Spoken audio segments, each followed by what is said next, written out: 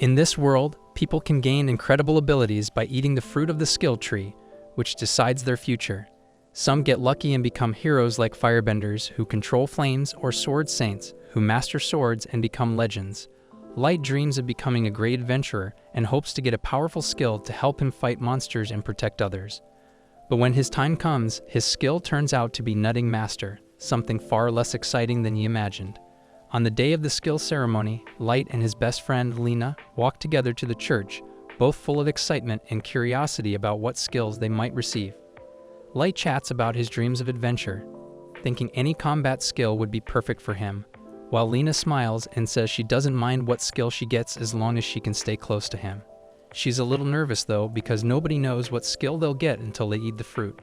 Light, however, stays confident, telling her they'll both end up with amazing skills.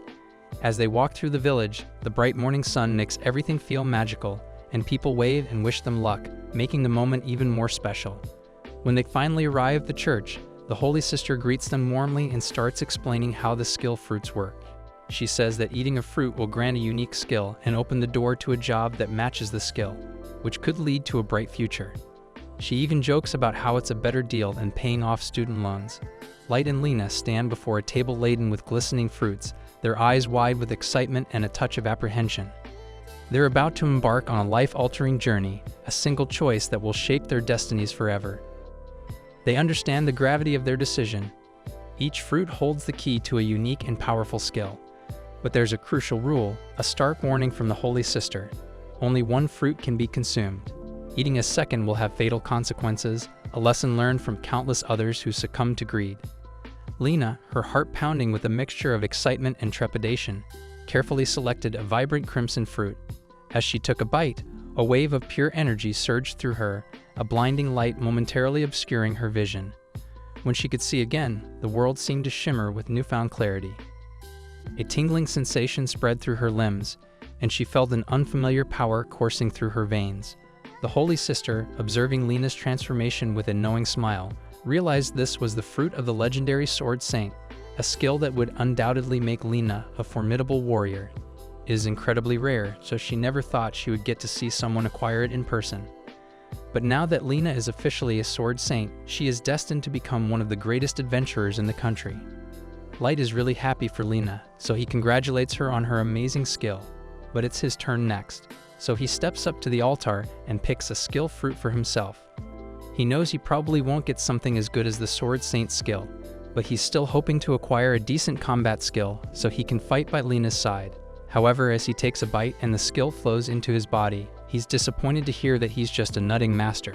The sister tries to be as supportive as she can, but yeah, the only fighting Light's going to be doing is against the pests out in the field. Light is devastated that his dreams of being an adventurer have been ruined, so he asks if he can try again. But the sister was very clear about the 100% fatality rate, so she's not letting him eat another fruit. Lena tries to cheer Light up and tells him she'll stay in the village and grow fruits with him since she doesn't care what she does as long as they are together. But the Holy Sister won't stand for all this love and compassion BS. Lena's Sword Saint skill is a once-in-a-decade marvel, so she's not going to let her waste that talent by becoming a farmer. She demands that Lena become an adventurer for the sake of this country. And, in fact, she'll be taking her to the royal capital immediately so she can begin her training there. Lena, feeling powerless, allows the Holy Sister to take her away. Before she leaves, she promises Light that she will return to him someday. 3 months have passed and Light has adapted to his new life. He uses his special ability to grow giant nuts, hoping to sell them at the market. However, to his disappointment, his giant nuts are still quite small, and he receives very little money for his efforts. Light tries his best to focus on his work and push thoughts of Lena out of his mind. As he is walking back to his house, he notices a poster with some news about Lena. She's apparently been promoted to S rank in the 3 months since she left the village and is doing incredibly well for herself. Of course, he is happy for her, but hearing about how well she's doing just makes him feel like an absolute failure.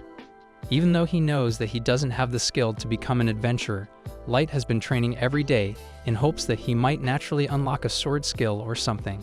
He repeatedly strikes at a tree stump, and he believes that if he can split it in half with a sword, then he will be strong enough to become an adventurer by his own merit.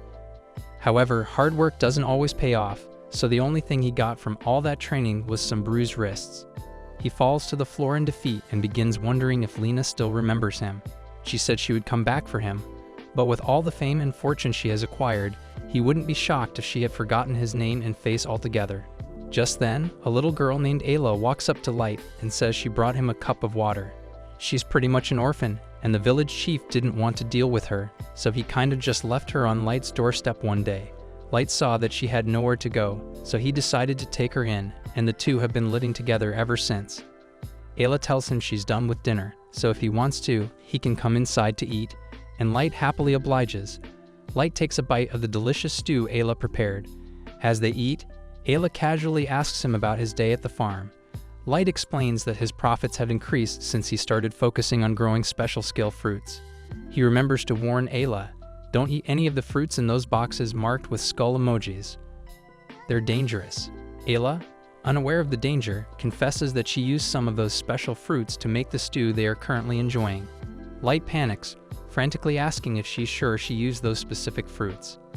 Ayla confirms that she did, and the room falls silent as the gravity of the situation sinks in. And from what the Holy Sister said, eating a second skill fruit is a guaranteed death sentence. All of a sudden, Light's body begins to feel hot. He feels a pain in his chest, so he believes this is how he will die. He falls to the floor, and in his final breath, he apologizes to Ayla because this is his fault for expecting her to understand the labels when she doesn't know how to read yet. However, as he lies there and awaits death, Light realizes death is taking an awfully long time, so he sits up, and to his surprise, he's perfectly fine. Ayla sees the confused expression on Light's face, so she asks him if he's fine. That's exactly why he's confused. He ate a second skill fruit, which should have been fatal. So why and how is he still alive? Just then, he gets a piercing headache and feels the power of a new skill rushing into his body.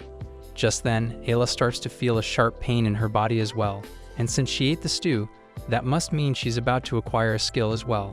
All of a sudden, Ayla is able to see words floating in front of Light and reads out the info of his Nut Master skill.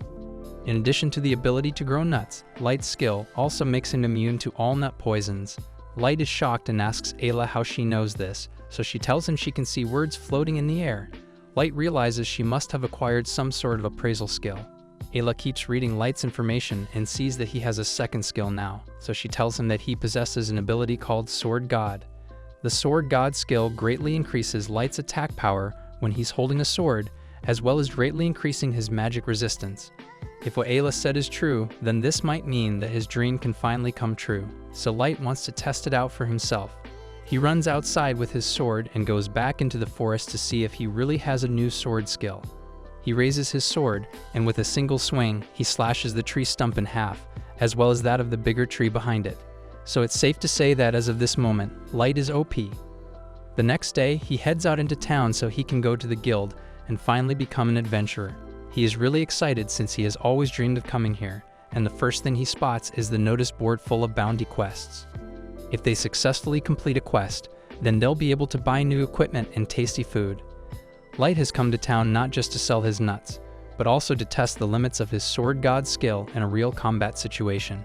He believes that a successful quest will prove his worth and allow him to become an official adventurer. He tells Ayla to wait for him on a bench while he heads to the guild to accept a quest. While he's gone, Ayla decides to use her appraisal skill on the other adventurers in the guild hall. She's amazed by the variety of skills she discovers, from super strength to the ability to control the weather. However, she's also shocked by some of the useless skills she encounters, like the man with a skill that deals self-damage. Just then, she hears a commotion over by the front desk. So she looks over and finds Light in the middle of an argument with one of the adventurers in the guild. The man recognizes Light as the guy who's always selling his nuts in market, so he mocks him and says a loser like him doesn't belong in the guild. But Light completely ignores him and just tells Ayla that they can leave now. The guy is offended that Light would dare to ignore him, so his completely normal reaction is to attack Light with his sword. Light's Sword God skill also improves his reflexes, so he was easily able to block the attack. But the guy had no idea Light could do that, so he fully intended to catch a murder charge today. The guy's friends see that Light is capable of defending himself, so they convince Jan to just walk away because this isn't a fight he can win. Jan tries to play off his outburst and claims he never really intended to hurt Light, so he and his friends leave the guild to go on their first mission. And shortly after, Light and Ayla leave as well. Since Light has gotten the quest for them, they head out into the rocky plains, and Light is really excited since he might finally get to see a monster in person. But this place is dangerous, so he tells Ayla to stay close to him. They soon spot their target, and it's that slime monster over in the distance, so Light prepares himself to fight it. He cautiously approaches in an attempt to sneak up on it, but the slime notices him anyway, so Light goes for a full frontal assault instead. He is a lot stronger than he used to be, so when he charges at the slime, he slices it in half and accidentally splits the ground in the process. He's happy that his skill really is useful in battle, but he's going to have to work on his power management so he doesn't cause any more collateral damage. Ayla congratulates Light on his first successful quest, but to complete the quest, they need to cut the slime up and bring the parts back to the guild so they can exchange it for money. Ayla says she feels kinda bad about cutting the slime's body up, but Light reminds her that they'll earn enough money for pizza if they sell the slime parts. So Ayla throws her morals out the window and begins dissecting the slime. Just then, they hear someone yelling on the other side of the plains, so they rush over and find Jan and his party being attacked by a huge ogre. They intentionally picked an easy quest so they could just kill a slime and go home, but they never expected to run into an ogre. The ogre swings at them, and they all jump out of the way. But even if they manage to dodge that first attack, they stand no chance of winning against that thing. Light calls over to them to ask if they are alright, and as soon as Jan spots him, he comes up with a plan to escape. He and his friends start running straight at Light, and Light is a bit confused by what they are doing. Then they run past him, and he realizes they are trying to use him as bait so they can flee. The air crackled with anticipation as the ogre charged, its massive mace raised high. This was it, the moment of truth. Light braced himself, a thrill coursing through him. He knew this was a dangerous gamble. The Holy Sister had warned him repeatedly that his sword god skill only enhanced his offense, leaving his defense completely vulnerable. A single hit from the ogre could be fatal. But the thought of becoming the world's greatest adventurer, of proving himself worthy, fueled his resolve. He wouldn't back down. This was his chance to test the limits of his newfound power, to see if he truly had what it takes to become a legend. He has finally gotten used to his body's new strength, so Light jumps into the air, and as the ogre tries to strike him, he slashes its mace in half. No matter what it takes, he will make sure he catches up to Lena so the two of them can be together again. So in one swift motion, he brings his sword down and cuts the ogre cleanly in half, all while Jan and his friends watch from a nearby hill. A little while later, Light returns to the guild to exchange his items for money, but the receptionist finds it hard to believe that he managed to defeat an ogre all by himself. As proof, Light shows her the ogre horn he brought back, and on top of that, Jan's friends say they saw the whole thing, so they can guarantee that Light is telling the truth. The receptionist believes him, so she asks him to wait a minute so she can get his reward. And in the meantime, Jan's friends thank Light again for saving them. Just then, a crowd forms at the front of the guild, so Light asks if something happened, and Jan informs him that the S-rank party has just returned. This happens to be the S-rank party that Lena joined, and this is the first time he has seen her in the last 3 months. So Light goes up to her and tries to say hello, but in response, Lena says, "I've never met this man before in my life." Light is devastated and can't believe Lena actually forgot about him after only 3 months, so he's just standing there with his mouth wide open. Ayla has no idea what's wrong, so she tries to cheer him up and suggests they should go get some pizza together. Light is able to take Ayla to get some pizza, but he's still acting depressed, so Ayla threatens to eat all the pizza if he doesn't snap out of it soon. Light spent a lot of money on this pizza, so even if he's upset about Lena, there's no way he's letting it go to waste. However, he ate so fast that he ended up choking. But luckily, someone hands him a glass of water to wash it down. He looks up to thank the helpful stranger, but to his surprise, the stranger turns out to be Lena. He's about to yell her name, but Lena covers his mouth and tells him to be quiet, otherwise, Grouse is going to hear them. She sits down at the table, and Ayla introduces herself, since this is the first time she's actually met Lena. Lena is about to ask how Light got a kit in just 3 months, but before that, Light asks her what she's doing here. To be honest, Lena was wondering the same thing about Light because she never expected to see him at the guild. So Light proudly explains that he and Ayla became adventurers. He then explains what happened with the whole skill fruit incident, allowing him to acquire a second skill, and Lena seems genuinely happy for him since this means he can finally achieve his dream. Light then asks Lena how her time with the S-rank party, Sacred, has been so far. But from Lena's expression, it doesn't seem like it's been much fun. She's basically just being forced to fight with a bunch of random people that the Holy Sisters selected. The pay is great, but the atmosphere is more toxic than a Call of Duty lobby, so she advises Light to stay away from Sacred if he wants to enjoy his time as an adventurer. Light still doesn't understand what's so bad about Sacred since he has heard so many good things about them. But Lena recalls an incident from 2 months ago when their party was up against a giant serpent. Serpents are weak to fire, so Grouse ordered the mage to blast the serpent. However, the mage went overboard and also set fire to a nearby farm. But when Lena tried to point it out so they could stop the fire, Grouse couldn't care less about destroying a random nobody's farm. Their job was to kill the serpent, and they killed the serpent, so there's no need to concern themselves with pointless things like collateral damage as long as the job gets done.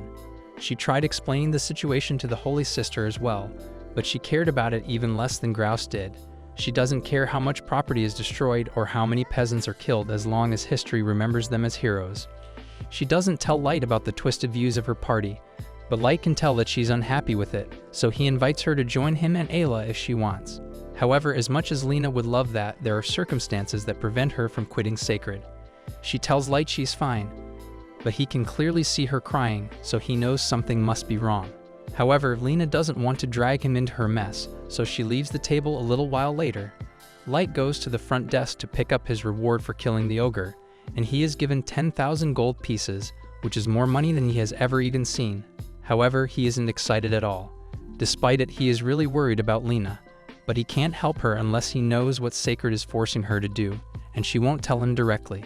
Since that's the case, Ayla says he can just ask the party leader, Grouse, personally, since the door to his lounge is wide open.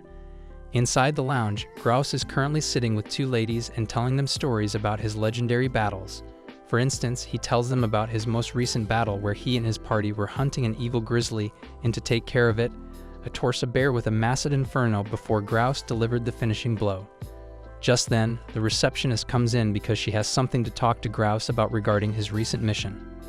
The people from the village where he found that evil grizzly have lodged a complaint against him, saying that the fire attack that Sacred used caused their reservoir to dry up completely, so now they have no water. Grouse immediately dismisses the complaint and makes up an excuse, saying that a little collateral damage is inevitable when dealing with such powerful monsters. But secretly, he actually enjoys causing problems for the weaklings because he thinks they are beneath him. Light overhears the whole conversation, and he is enraged by what he hears because he knows Lena would never disregard the problems of regular people like that. He demands that Grouse let Lena leave Sacred because she's clearly suffering. But Grouse doesn't take him seriously and just calls security over to have Light removed from the lounge. Ayla rushes over to Light's side to ask if he's alright, and Light is fine. But the other adventurers warn him that it's a bad idea to antagonize Grouse because he may be a jerk, but angering him will get you on the Holy Sister's bad side. And if she's got a grudge against you, then it's safe to say that your adventuring career is over. Later the next day, all the members of Sacred meet up in the lounge, and they are busy basking in their own greatness. But Lena thinks back to what Light told her about quitting Sacred. It was making her so upset, so she finally works up the courage and declares to everyone that she wants to live by her moral code as an adventurer, which is why she is leaving Sacred effective immediately. She then starts walking towards the exit, but before she could leave, Grouse dashes in front of her and threatens to kill her for daring to defy him. Lena is about to draw her sword to defend herself, but she realizes that even with her sword saint skill, it would still be impossible for her to defeat Grouse in one-on-one combat, so she's forced to submit and takes her hand off her blade. Grouse then backhands her to the floor and begins a half-hearted speech about how she should persevere for the sake of all the people their party will save in the future, and she's going to have to keep persevering until the day she dies in battle. That same day, the Sacred Party is set to leave the town, and Lena has resigned herself to a life of being forced to work under Grouse. However, as they are leaving town, their path is blocked by Light. Grouse asks what Light is standing in their way, so Light declares that he is here to get his friend. He tells Lena that he and Ayla were planning to go hunt some monsters, and they would love to have her with them. After all, they made a promise to one another that they would become adventurers together, and he intends to keep that promise. Lena remembers the promise, and she would love to go with Light, but she doesn't have the strength to go against Grouse, so she asks Light to just leave her alone before he gets hurt. Since Lena has rejected Light's offer, Grouse tries to get him to go away, but Light hasn't given up yet, Instead, he declares that he wants to have a duel with Grouse for Lena's freedom. Grouse initially rejects the duel since he has no reason to fight a random nobody, but then Light taunts him by asking if he is scared of losing to a nobody. And Grouse couldn't let such public disrespect slide, so he ends up agreeing to Light's duel and plans to make an example out of him. But he sets a stipulation that when Light loses, he will be banned from the Adventurers Guild forever, and he will never set foot in the city again. Light agrees to those terms, but Lena tries to convince him to back out since she doesn't think he can win against Grouse in a sword fight. Grouse draws his sword and prepares to attack, but before he does, Ayla scans him and warns Light that Grouse possesses the Godspeed skill. This ability allows him to close the distance with his opponent almost instantly, so he needs to be careful about that. Light readies his sword as well, but to keep things fair, he announces that his skills are Nutmaster and Sword God. However, Grouse doesn't believe him since there's no way anyone could possibly have two skills. Grouse then closes the distance instantly to attack, and Light could barely see the attack coming, but he does manage to block it. Grouse then repeatedly strikes at Light, and Light is forced into a defensive position because he can't keep up with all of Grouse's attacks. He eventually creates some distance, but that distance is short-lived because Grouse appears behind him and knees him in the side. No matter where Grouse is on the battlefield, as long as it is within range, Grouse can appear there in an instant, so there are no safe spaces for Light. Light admits that Grouse is insanely tough, but he refuses to give up, so he charges into attack. Unfortunately, Grouse dodges just before his attack hits, and while Light is off balance, he destroys his sword. With Light's sword destroyed, this battle is pretty much over anyway, but Grouse is feeling generous today, so he tells Lena that he will spare Light if she swears her undying loyalty to him for the rest of her life. However, Light tells Lena that she doesn't have to worry because he will find a way to win this match. Light may have been losing up till now, but Lena chooses to put her faith in him and trusts that he can win this battle no matter what. Grouse is getting sick of all this disrespect, so he plans to kill Light with his next attack. Light still doesn't have a sword though, so he looks around for a replacement and decides to borrow a broom from one of the spectators. Grouse thinks Light is mocking him, and he's kind of right since Light could have easily borrowed Lena's sword instead. Still, Light has full confidence that he can defeat Grouse with this broomstick. So he begins envisioning it as a sword and prepares for Grouse's attacks. So far he has been falling behind because he keeps looking at Grouse's movements, but his Sword God skill gives him incredible reflexes, so this time he's just going to go with the flow and attack when the time is right. Thanks to Light's changing strategy, his body is able to react the second Grouse gets within range, so he uses the broom to smack his face so hard that he gets sent flying into a brick wall. Grouse collapses to the ground, so Light is officially the winner of their duel. And just to make the point clear, Light turns to the other members of Sacred and tells them that if they come after Lena again, then they will have to deal with him. He then turns to Lena and tells her that she's finally free.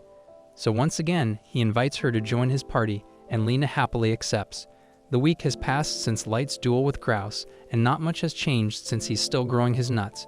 But now he has Lena by his side, so he's much happier. Lena makes lunch for everyone, and while they eat, she asks Light about the injuries he sustained while fighting Grouse. Light is feeling great now and can finally join Lena out on a mission, so this would normally be his dream come true. But there is still one problem. Every so often, Lena gets a visitor sent by the Holy Sister. And for the past week, he's been trying to get Lena to come to meet with her so they can discuss her decision to leave Sacred.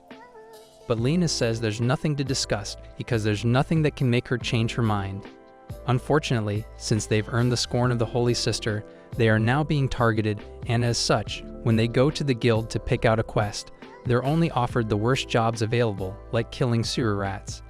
These jobs pay very little, so finances are going to be tough, but Lena doesn't seem upset since this allows her to actually help people, like helping rebuild destroyed homes, clearing out the sewers, or finding a missing cat. By the end of the day, they only made 100 coins, that's barely enough for 3 pizzas. But even if their pay is low, Lena is much happier now that she gets to really make people happy, and Light is having more fun than ever before. Meanwhile, over in the Holy Sisters Cathedral, she informs her assistant that she intends to give Lena's new party a real job soon, but this one is S rank, so it's one of the most difficult jobs out there, and she may or may not be hoping that Light is killed in the process. The next day, Light and the others travel out to the Montes Valley to complete their latest quest. He asks Lena if this is the right place, and according to the map she's holding, they should be arriving at the mansion soon. Suddenly, Light's horse nearly bucks him off. They've arrived at the mansion, and there's no way the horse can get down there. Earlier that day, they found the guild receptionist waiting. She is glad that Lena's party is here and asks that they accept the quest. It all started when an adventuring party that had been headed to the northern Montes Valley suddenly disappeared while on a quest, and every time they sent adventurers out to investigate, they ended up disappearing as well. What's even more concerning is the fact that A and B rank adventurers have gone missing in that valley, so whatever is causing it must be incredibly strong. The receptionist hands the group a list of the adventurers who had gone missing, and to Lena's horror, she knows these guys. They were the people who taught her everything she knew about adventuring when she was first starting out, so she's really worried about their safety. The only clue they have is the fact that all the adventurers that went missing first stopped at the home of the former Count of Montes. Count Montes was a legendary adventurer who struck it rich and decided to settle down in Montes Valley. While nobody knows exactly what skills he had, his fortune spoke for itself. Sadly, the Count passed away over 30 years ago, leaving his grand mansion to crumble into ruins. Lena's not exactly thrilled about it. If even A and B rank adventurers vanish without a trace, what chance do they stand? But Light? Oh, he's pumped. Visiting Montes Valley has been on his bucket list for ages.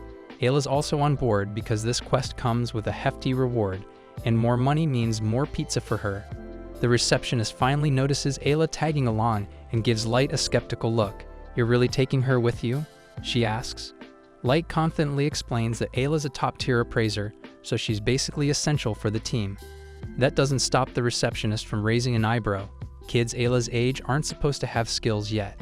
Light had mentioned that Ayla ate a skill fruit once. She didn't die, so all good, right?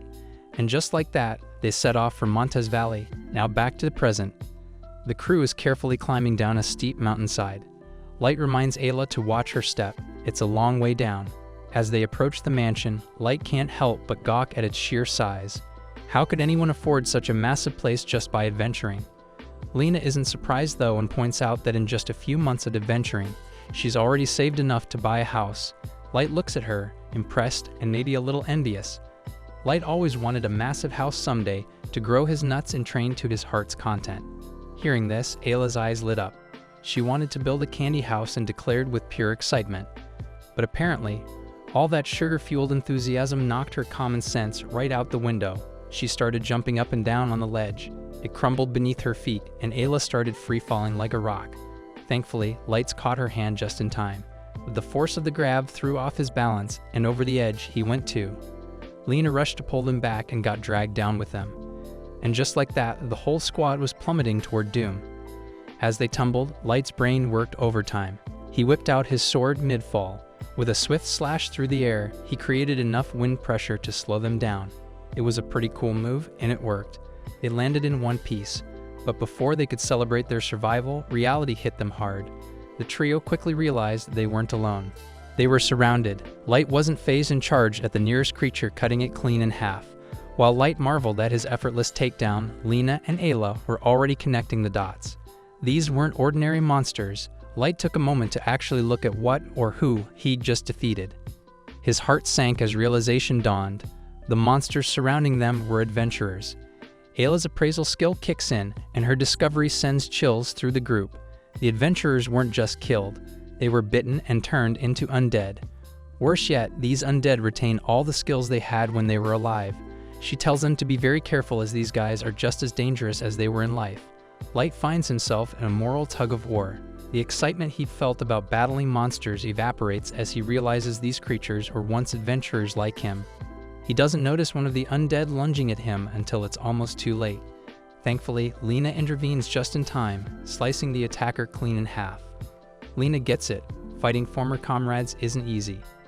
But she reminds Light of their responsibility as adventurers. The comrades always come before any other creatures or undead. Light finally pushes his hesitation aside, and the group decides to fall back into the mansion hoping to find survivors. However, their hope is crushed. More undead are waiting inside. Lena charges ahead, cutting through the horde with precision. Light can't help but be impressed by her tactical prowess. She adjusts her attack style on the fly. Human-like undead require a stab to the heart, while skeletal ones need their spines severed. Her mastery is clear, even though her Sword Saint skill isn't as powerful as Light's Sword God ability. Light dives into the fray, cutting through the undead monsters with precision, but his focus on the fight blinds him to a critical mistake. He's left Ayla unprotected. Just as an undead sneaks up behind her, ready to strike, Lena swoops in like a hero. As the undead disintegrates, Lena checks on Ayla, who bursts into praise. Calling her totally cool, Lena blushes at the compliment but reminds herself to stay grounded. Overconfidence can be deadly. Light, however, is shaken. His slip-up could have cost Ayla her life, and he vows to stay sharp from now on.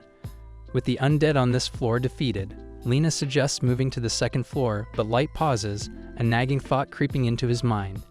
They were told 18 adventurers went missing here, yet they've already taken down far more than 18 undead. The numbers don't add up. As they climb the staircase, Light spots a portrait of Count Montes. There's something eerie about it. Somewhere in the castle, a girl's voice echoes, a chilling sing-song tone as she muses about the fun ways she could kill him. Suddenly, an undead lunges at them from the shadows, a perfectly timed ambush. Light reacts instantly, slicing its head clean off before it can harm anyone. But it's clear this was no random attack. The undead on this floor are using strategy, setting traps and ambushes. Light asks Ayla to gather more intel. Ayla obeys and soon discovers that the undead they've been fighting are controlled by someone giving them direct orders. As Light looks closer, he spots faint threads extending from the undead. Ayla scans the threads and determines they're conduits for magic power, connecting the undead to their master. Following the threads, the trio winds through the eerie mansion until they reach a massive door where all the threads converge. Light tells Lena and Ayla to stay sharp and pushes the door open, revealing an empty ballroom. Suddenly, a girl materializes in the room. Light's initial relief at seeing a living person is short-lived. Her expression is far from friendly. Ayla uncovers that the girl, Dratina, possesses necromancy. This rare and sinister skill allows her to control the dead and use their unique abilities as her own.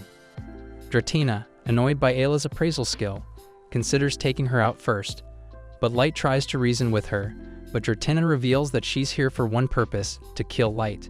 This shocks Light as he's never met her before. Why would she have such a grudge against him? Dratina coolly explains that she's just following orders. She vaguely hints that it might involve a certain holy sister.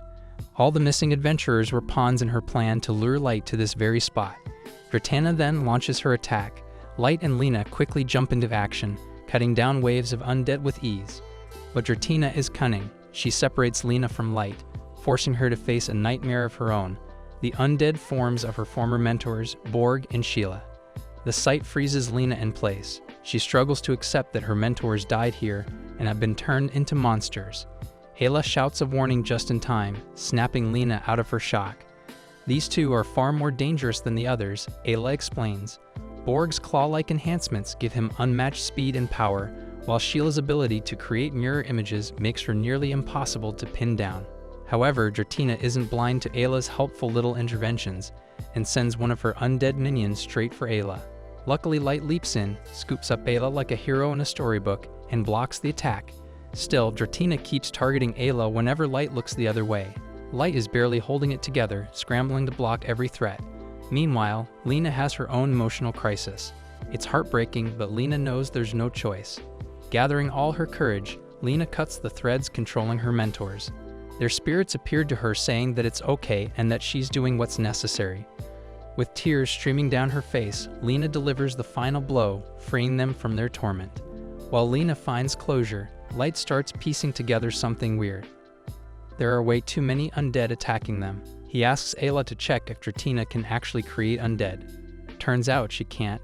She can only control the ones that already exist. Aha, there's a secret here, and Light is determined to uncover it. Dratina, realizing they're onto her, shifts gears and targets Ayla directly. But Light isn't about to let her hurt his teammate. He takes down every undead sent her way and then hoists Ayla onto his back. This way he can fight at full strength without worrying about her safety. Our nerdy MC, Hiraku, wakes up earlier after dreaming of his death in his world. He goes out and greets everyone, noting that he didn't expect to ever live such a dream life. As a soul, MC faces the god that watches over the world. The god notes that he lived 39 years, but he had a cruel fate. He was betrayed by others and then fell ill with a terminal disease. The god decides to give him a second chance with a body that won't fall ill. The god finds it's his mistake for his awful life and wants to apologize and asks him if he has any wish he can also grant him. Thinking for a bit, Hiraku states he wants to try farming. He watched a show about it while he was sick and he wishes to try it. Additionally, he isn't good at getting along with others and wants to go farming somewhere where there aren't many people. The god states farming isn't his jurisdiction, but makes a call and arranges the things. He gets permission from the agriculture god to bestow upon Hiraku the power of the almighty farming tool. Hiraku wakes up in a forest and is happy to be healthy and be able to move again. He decides to start his farming life there and wonders how to use the almighty farming tool. The tool magically appears in his hand and Hiraku starts digging, noting that he isn't getting tired at all. He likes how soft the soil is and notes he can grow good vegetables there. Hiraku then realizes he first needs to worry about food and water and goes looking around. He sees a big tree and decides to make it a landmark and use it as a camp. He goes around looking for a river, but is unable to find any source of water. Hiraku then decides to dig and find underground water. He summons his tool, which turns into a shovel, and soon after he started digging, he ends up finding water. While preparing the ground around the tree, Hiraku looks for food, but is unable to find anything. Hiraku then looks at a smaller tree which eventually will get in his way, and decides to chop it down now. He summons his tool as an axe and almost gets crushed by the tree as he ends up cutting it with a single swing. He turns his tool into a hatchet and then cuts the tree into pieces. Before he realizes it, it is getting dark, and he turns his tool into a magnifying glass, but the sun sets. Having no way to start a fire, he carves a hole into the large tree and hides inside. Hiraku cuts some plates and cups. He realizes the moon provides enough light for him to see, but then sees that there are 2 moons and guesses he must be in another world. In the morning, Hiraku continues to clear the ground around the large tree and cuts some more trees. He feels it's time to get something to eat, and at that moment a large monster rabbit attacks him. But Hiraku manages to kill it in a single swing with his tool. After eating it, he decides to make a toilet and digs a large hole with an entrance, a gas release hole, and a tree trunk as a seat. As he couldn't relax, he ends up creating a small cabin around the toilet seat. MC then proceeds cultivating the land and imagines what he could cultivate. As he is done, he realizes he doesn't have any seeds to plant anything. The next morning, he is surprised to see that some plants are already starting to grow, and wonders if it's due to the tool. He decides to build a wall and a ditch around the fields to protect them from the rabbits and other beasts. It takes him a few days to complete it, but he manages to kill another rabbit. The plants grow faster, and MC is hoping that they are something he can eat, and don't turn up being decorative flowers. Hiraku then builds a hut, but as he has a hard time lifting the wood up, he digs inside of it, to give himself more vertical space. One day, he sees 2 dogs outside. As they look a bit rough and not aggressive, he invites them in and gives them some meat from a boar he just killed and wondered what to do with all that meat. He notices that one of them is pregnant, and after they ate, she started having birth pain. Hiraku realizes she is giving birth and wonders what to do. He ends up letting them stay in his house, while he goes back into the hole for the night. In the morning, he checks on the dogs and sees that the female gave birth to 4 dogs. He gives them some more meat to celebrate it. Hiraku believed the dogs would leave after that, but they decided to hang around. As they like the hut, Hiraku decides to build himself a new house. Hiraku ends up growing some tomatoes and enjoys them. The dogs do some hunting and protect the premises for Hiraku. He decides to name them Kuro and Yuki, male and female. The small ones he names Kuroichi, Kuroni, Kurosan and Kiroyan. MC wants to build a storehouse, more vegetables and many other things. Elsewhere, a girl wants to cross the mountain, but a man tells her it's dangerous and as she heard of the forest of death. The other side of the mountain is known like that, and it's because it's full of monsters. God decides to check on Hiraku on how he is doing as he is sorry for giving him a life fit for a sinner. As he checks on him, he He realizes he put him in a dangerous forest known as Forest of Death, as realizes he made a mistake yet again. Hiraku had realized that while preparing the ground for farming, if he wishes to plant certain plant, that plant magically starts growing. Hiraku is happy with his life and knows it's thanks to the gods that bestowed it to him. He makes some statues of the two gods so that he can thank them. Hiraku decides to try planting some fruits. While they grow, he plays with the dogs, realizing that without them he would feel much more lonely.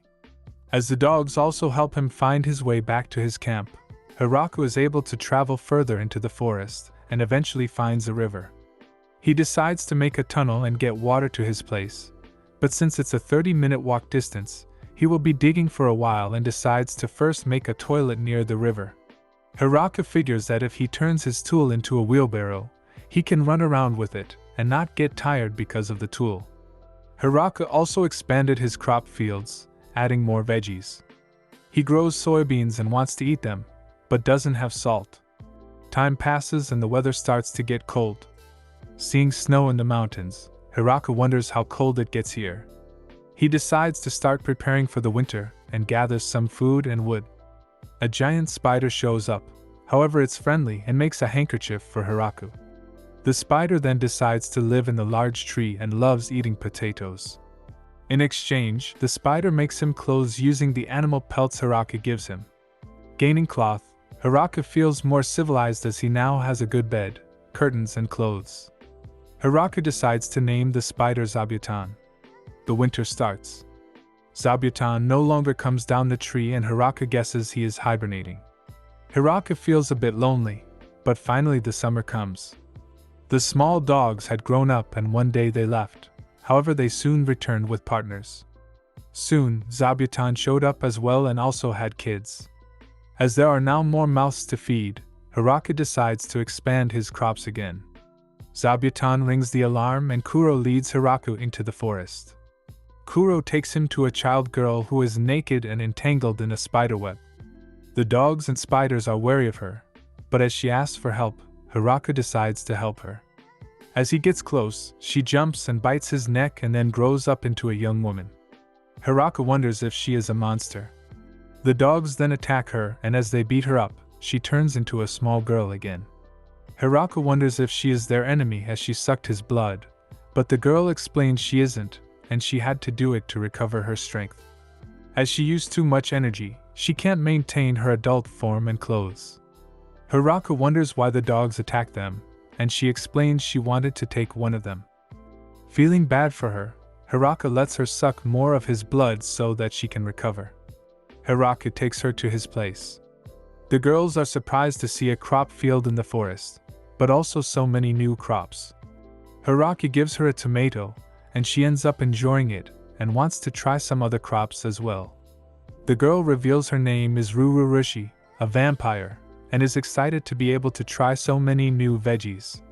Ru explains she is researching medical plans and ran away as she got in a fight with some nobles, who tried to steal her research. Since they kept chasing her and she heard of this forest, she decided to hide in it for a while until things calmed down, but also hoped to find some new plants to inspect. She is surprised that Hiraku is living in this dangerous forest and even tamed the beasts. He is also using some strange magic which allows him to create some tools, all of which excites her even more. Hiraku realizes how rare his chance is as this is the first person he came in contact with. As it may take even more to meet someone else, Hiraku decides to ask Ru to stay and live with him. Ru tries to explain that there are people after her, and she is a vampire, but Hiraku doesn't care. Hiraku explains he came here to live alone as he can't deal with people, but now realized he doesn't want to live alone and isn't sure how much more he can handle. Ru agrees, explaining that she doesn't really have a place to go, although she feels embarrassed by his proposal. The next morning, Ru turns a little younger. Hiraku wonders why and she explains that in this form, he will restrain himself from touching her and Hiraku agrees. Hiraku explains he wants to grow some sweet potatoes next. He also tells that Ru is the first villager. Kuro disagrees and Hiraku then corrects himself stating she is more like the 30th villager. Ru wonders if Hiraku can grow some medical herbs, MC agrees to try. Ru states they need to find somehow the right seeds, but Hiraka states he doesn't need seeds. The story continues onward with a brand new day. Hiraku enjoys the morning breeze and looks forward to another day of farming. While he's the ideal of a morning bird, Ru wakes up as well, still acting drowsy and tired, the perfect ideal of a night owl. This also makes sense as Ru is a vampire, so they are not fond of the mornings. Despite that, Hiraku still enjoys having Ru living with him as she has helped him tremendously in various ways, like setting up lights with her magic, helping Hiraku mine the right places for salt, and embarrassing him in the process because he passed by the salt while digging many times. For today's agenda, the two will check on how the fruit trees are growing.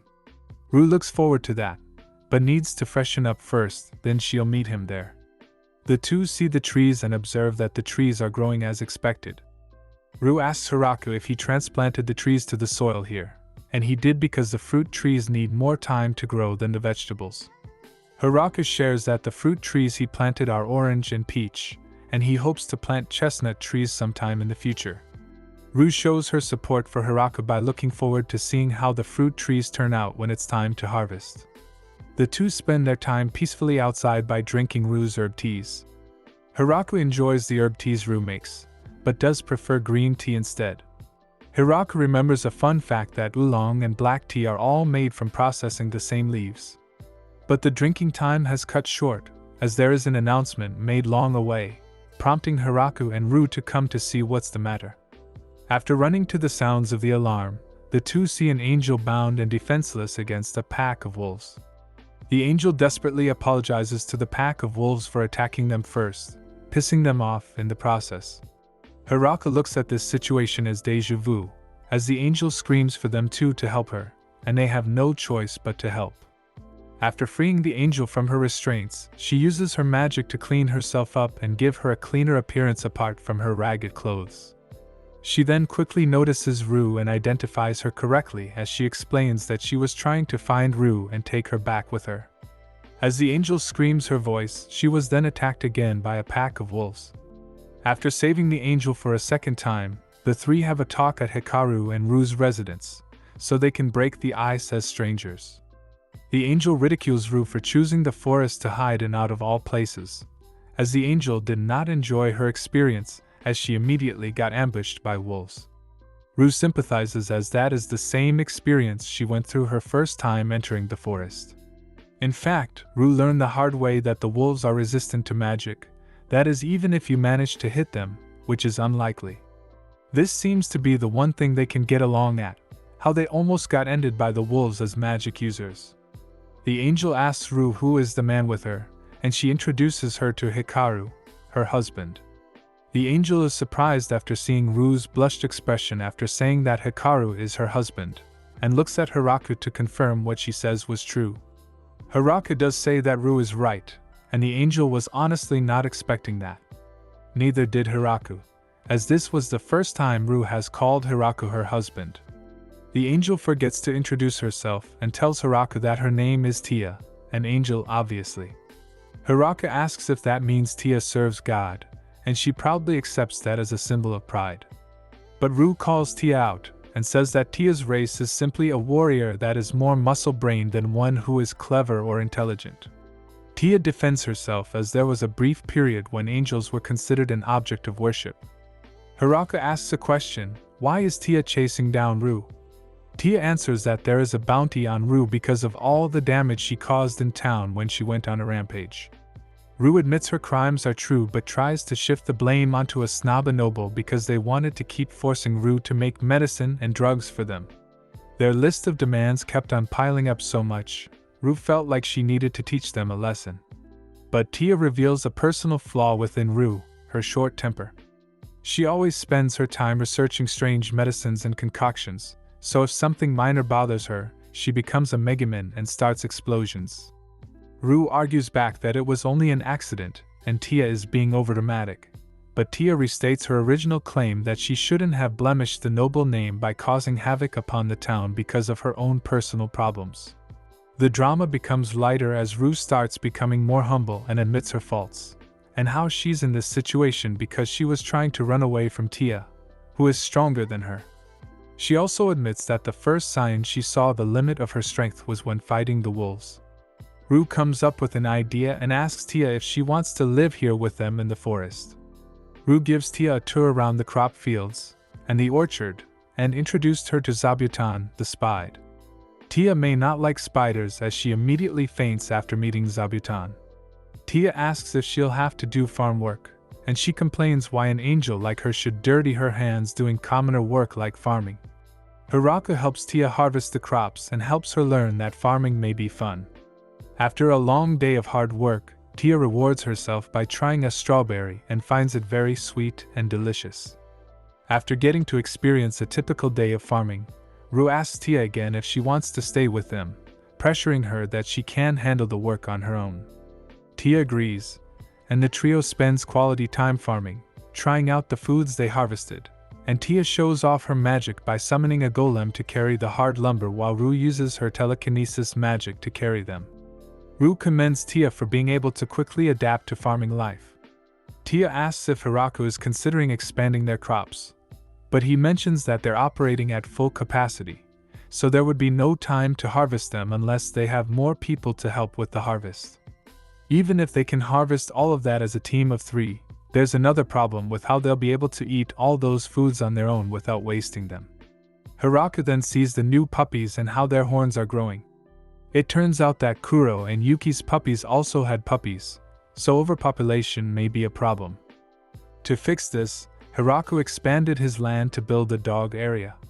His worry is that there are so many puppies, he may not be able to give out and remember all the puppies' names. But for Zabuton's children, her children spun web parachutes to fly with the wind and explore their new lives on their own. In addition, Tia also says that she will leave for a few days, but does promise to return.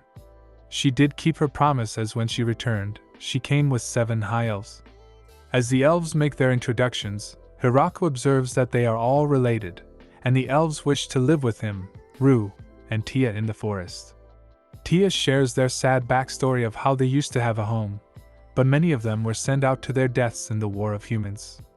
Now that their race is scattered, they could not find a proper home to call their own. Tia supports this idea, as she said that they could help him with farming.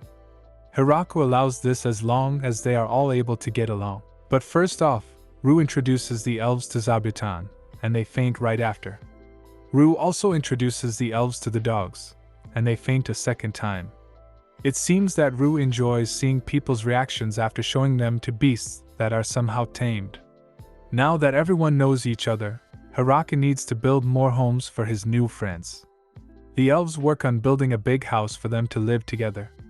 So they started by making a ditch and wooden fence, and next building their own toilet and garbage disposal area. Then the elves start to build the house from the bottom up, and it turns out that they know a lot about construction, so Hiraku helped them by digging holes, leveling the ground, and gathering lumber for them. The outcome was a big success, and it was so extraordinary. Hiraku grows a bit jealous of the little hut he calls home. Inside the big house, when a person enters, they see the living room that also doubles as a dining room, so the elves could work on things together or eat together. On the far left and right sides of the house are storage areas. The second floor is where their individual rooms are. All lighting across the house is controlled by magic. Looking atop the second floor at the happy elves, Rue and Tia, brings a smile to Hiraku's face, hoping that this could be a home where the elves can feel safe and at peace, like they always wanted. When the elves try farming, they quickly adapted to it as they enjoy doing the labor of a farmer. When Hiraku talks with Ria, the leader of the elves, so he can learn more about them, he finds out that they use fire and eat meat. He is shocked by this because he always thought that elves are one with nature, not relying on fire that can hurt the forest. Someone who rises at sunrise and sleeps at sunset, someone who eats berries and fruits from the forest, and someone who is a tree hugger and does not like to wear anything metallic like armor. Ria lectures Hiraku to not follow that stereotype and to stop thinking that the forest is a heaven land, as Mother Nature can be crueler than one believes. But Ria does want to thank Hiraku again for allowing them to live with him, and he feels the same way thanks to how helpful and resourceful they are. The elves continue to show their capabilities by building a furnace to do blacksmithing and baking foods like bread. As everyone is enjoying the bread that the elves made, Hiraku feels motivated to expand his wheat fields, but he asks Rue if his home's land is someone's property, even though it should have been asked a long time ago. It turns out that the land may belong to the demon lord. Rue reassures Hiraku that since his home and settlement were not supported by outside factors, the property can be claimed as his thanks to his self-sufficiency. Later in the evening, Rue, Tia, and Ria start having a conversation about Hiraku and comment on how incredible he is. A human who was able to tame all those inferno wolves and a demon spider. Ria wonders if the soil that he planted all his crops on is capable of producing the high-quality products they have made all this time. But Rue doesn't know how to answer that, as she never asked him that question. Tia chuckles at how one of his weaknesses is his lack of knowledge about this world, as he always thought of elves as a race that didn't use fire or eat meat. Not only that, but Hiraku doesn't know much about angels either after meeting Tia. If he doesn't know much about those races, it may be a possibility that he may not know more about the other various races in this world. They call him a mysterious fellow as despite his lack of knowledge about their world, he is capable of doing magnificent things like befriending violent beasts, something not an ordinary person could dream of accomplishing. As the girls continue talking throughout the night, Hiraku spends his time crafting more wooden dining utensils. As he finished on his cup, he then has a thought about how he hasn't progressed on building a waterway yet. Sometime in the road, he will have to build that waterway, especially if the population in his land will increase. Now that he has more help from the elves, maybe building that waterway can now be a possibility. But for now, he goes to sleep as he knows he'll need the energy for what tomorrow brings for him. Morning rises, and Hiraku takes advantage and heads to plow the fields. As he summons a gardening tool, he is greeted by his demon spider, Zabuton. Hiraku asks Zabuton what's the matter, and he points to what he caught, a giant bee. Hiraku asks if Zabuton will eat its prey, but Zabuton has other ideas. Instead, Zabuton wishes to keep it as a pet. Although it may not be wise to have a bee that is the size of a human as a pet, as humans already freak out when a bee passes by them that is the size of a coin. But Zabuton reassures Hiraku that the bee will no longer pose a threat as it has promised to behave and not fight back. Now that Zabuton added a new member to the family, Hiraku can now start to do his daily work as a farmer. Hiraku started out by building a little house for the bees' nest near the orchard. The bees make themselves at home as they were able to build a big nest inside in about 10 days. That is thanks to the workaholic worker bees building their new home that quickly. But something seems odd to Hiraku. The worker bees are average-sized, but only the queen bee is the most gigantic one out of all of them. But no matter. Hiraku has an idea. If he could leave the bees in the little house, he could possibly harvest the honey that they will produce, but they would need to pollinate first. The crops in the fields do have flowering plants, but Hiraku would need to plant a flower garden nearby the bees for easier access. As of now, Hiraku is a farmer, a landowner, and a beekeeper. Tia comes to see what Hiraku's up to, only to fly away in fear of the bees. Hiraku doesn't seem to mind them. In fact, he seems unfazed as the bees are literally on his body without a beekeeper's suit. Maybe he's built differently.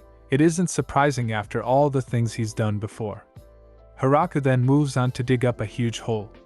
When Ria stops by and asks Hiraku what he's making this time, he said that he's building a reservoir, or at least he hopes it will be one day. Hiraku's plan is to draw water from the river through a waterway, but he's been pretty busy with other stuff so he never came around to building it. Ria asked Hiraku what is his progress so far in building that reservoir, and he admitted that he hasn't even reached far enough to decide what he's going to make it out of yet, so he's nowhere close to finished. After taking note of the geography of Hiraku's land, he sees that there is a distance between his land and the river. But now back to the reservoir materials, he always thought that waterways were made out of stones. However, since he lives in a forest, he would have a hard time finding stones. There is a surplus of trees, so maybe he could make it out of wood. That could work, but the problem is that since it is a long waterway, the gaps in the wood will cause a lot of leakages. Hirako has an idea.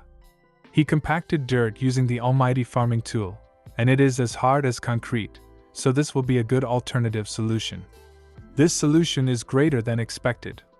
Since Hirako removed a lot of dirt to make that big hole in the ground, he now has a surplus of it. So, Hirako puts the dirt to use and went into mass production mode, creating more parts of the reservoir to connect with each other.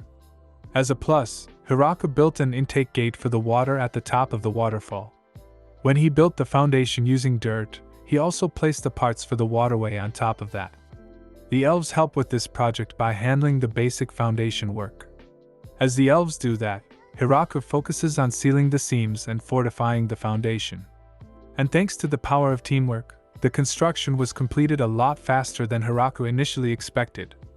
They test out their new reservoir, and they see their creation sending water their way, so it worked. With this new feature, they don't have to climb in and out of the well for water every day, not to mention, watering down the crops will now be easier for everyone too.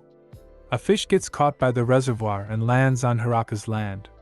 Now that Hirako has access to the river, he can now be able to eat fish, but he would need to find out how he'll prepare his new meal. In the forest, the rabbits can be very vicious, which is unlike them as they're low on the food chain, but the fish seem very normal. Or so he thought until one of the fish tries to attack Hirako. Remember, never underestimate fish as they're underestimated in the real world, the Pokemon world, and this world is no exception. Anyway, Hirako grills the aggressive fish, but Rue and Tia show concern that since the fish came from the Forest of Death, would it be safe to eat? When Hirako offered the grilled fish to everyone, they all insist he should eat it as he was the one who cooked it. Hirako tries a piece of fish, and he loves it. The taste reminds him of salmon, and he encourages Rue and Tia to try it too. The two do give it a shot, and they're amazed by how good it is. This also prompts the elves to want to eat some too. Luckily enough, there is enough fish to go around, so they had a feast. Hirako goes back to work, and he wants to experiment with something. He decided to try tilling with the hoe while thinking about rice plants, and rice plants suddenly popped up. He finds it interesting that they could grow in normal soil, and now that they have the waterways built into their land, Hirako wants to try and make a rice paddy. Rue, Tia, and the elves don't know what a rice paddy is, so he wants to show them what it is. Hirako digs a hole and releases water onto it.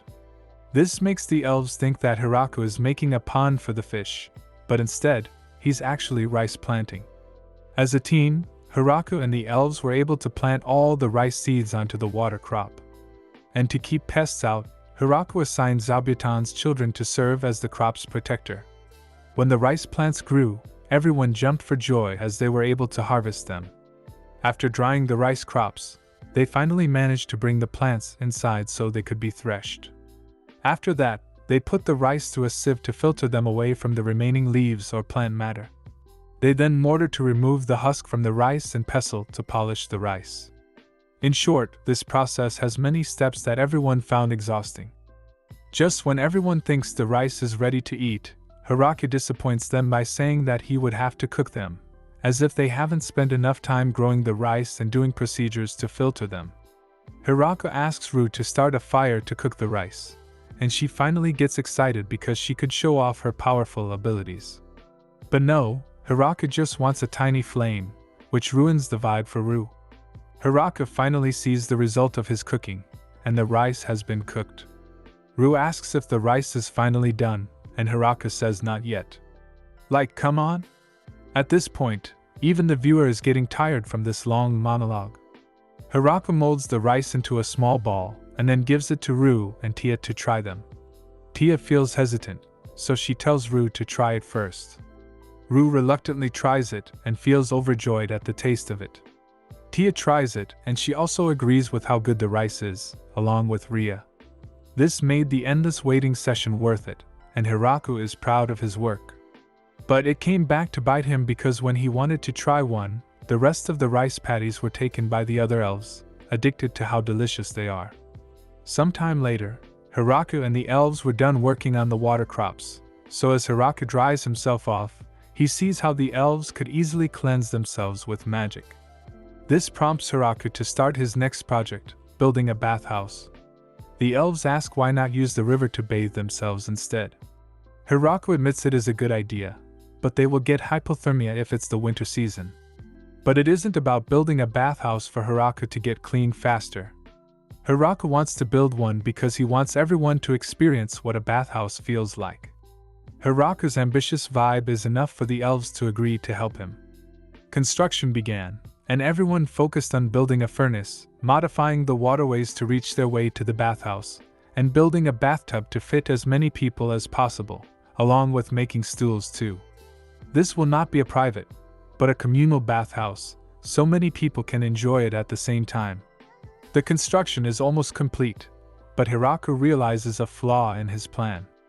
Although he can use the river water for the bathhouse, he is concerned that he will pollute the river if he sends his wastewater back. As a solution, Tia suggests he uses slimes to eat the waste products and purify the water so it's safe to give back to the river. Tia flies away to find some slimes and comes back with small harmless ones. Hiraku then builds a purification pool for the slimes in the waste waterway. Although Tia suggests also putting the slimes in the toilet, Hiraku agrees it'll be useful, but he feels uncomfortable doing his business in front of an audience. The furnace needs some firewood, so Hiraku goes to gather some, only to see that mushrooms have been growing on top of them. Although he is hesitant to try mushrooms because he isn't sure which are edible or not, he also remembers the girls eating them in the past, so he distracts himself by growing all the mushrooms he knows. The bathhouse is complete, and Hiraku explains to the girls how to use it, but they prefer a demonstration. They see Hiraku use the bathhouse, and seeing his relaxed expression was enough for them to try it out too. But Hiraku finds it awkward to bathe with people of the opposite gender, so he may consider building a bathhouse for men, but the elves dismiss that because it'll mean he gets a private bath to himself. The next day arrives, and another 5 elves come to the village seeking refuge. Hiraku invites the 5 elves to his growing community, and due to the elves' stability inside their new home, they make a goal to revive their race, including making children. How they plan to do that is up to the imagination. Now the focus has shifted from Hiraku's point of view to Kuro's instead. Before Kuro found Hiraku, he didn't have a name of his own. From his birth, Kuro spent his life inside the forest of death alone. He always found himself in fights and gained a reputation for having a flawless winning streak among male wolves. He lived the bachelor's life and enjoyed life as he pleased until he met a female wolf who he fought and then lost. After his loss, he joined the female wolf's travels and eventually grew intimate enough to start a family. To live a life leading a pack of his offspring was something Kuro didn't mind, but they one day were attacked by a grappler bear, the king of the forest. For an unknown reason, the bear spared their lives. It was a lucky break, but the wolves were too injured to continue hunting for food, thus they were eventually driven out by their former prey. When all hope seems lost, he finds a human male who took them in, and that is Hiraku. Kuro was hesitant at first because he thought Hiraku was weak, but Hiraku had a great aura of power within him, convincing Kuro to join him. Hiraku would feed and raise the wolves as if they were his family, and they are. This kindness gained Kuro's trust and loyalty toward his new master. Kuro was grateful to be let into a kind home where his children could grow up, and as Kuro's family grows, Hiraku's family starts to grow too as Ru, Tia, Ria, and the elves found their way into his family circle. Although Kuro respects Hiraku, he pities how Hiraku doesn't understand that he has been raising infernal wolves, a terrifying monster species, in his backyard. But that doesn't matter because Hiraku has proven himself to be a strong individual and a great leader. The story starts with the completion of their new house. Hiraku, Ru, Lia, and Hakuren are outside taking in the great structure they've worked so hard on. Hiraku had to dig an entire cellar out and use massive trees as supports, but with his almighty farming tool, everything was done in record-breaking time. While working, he had an inkling of what it'd be like, but still. Even now, he can't help but be impressed with what they've managed to build.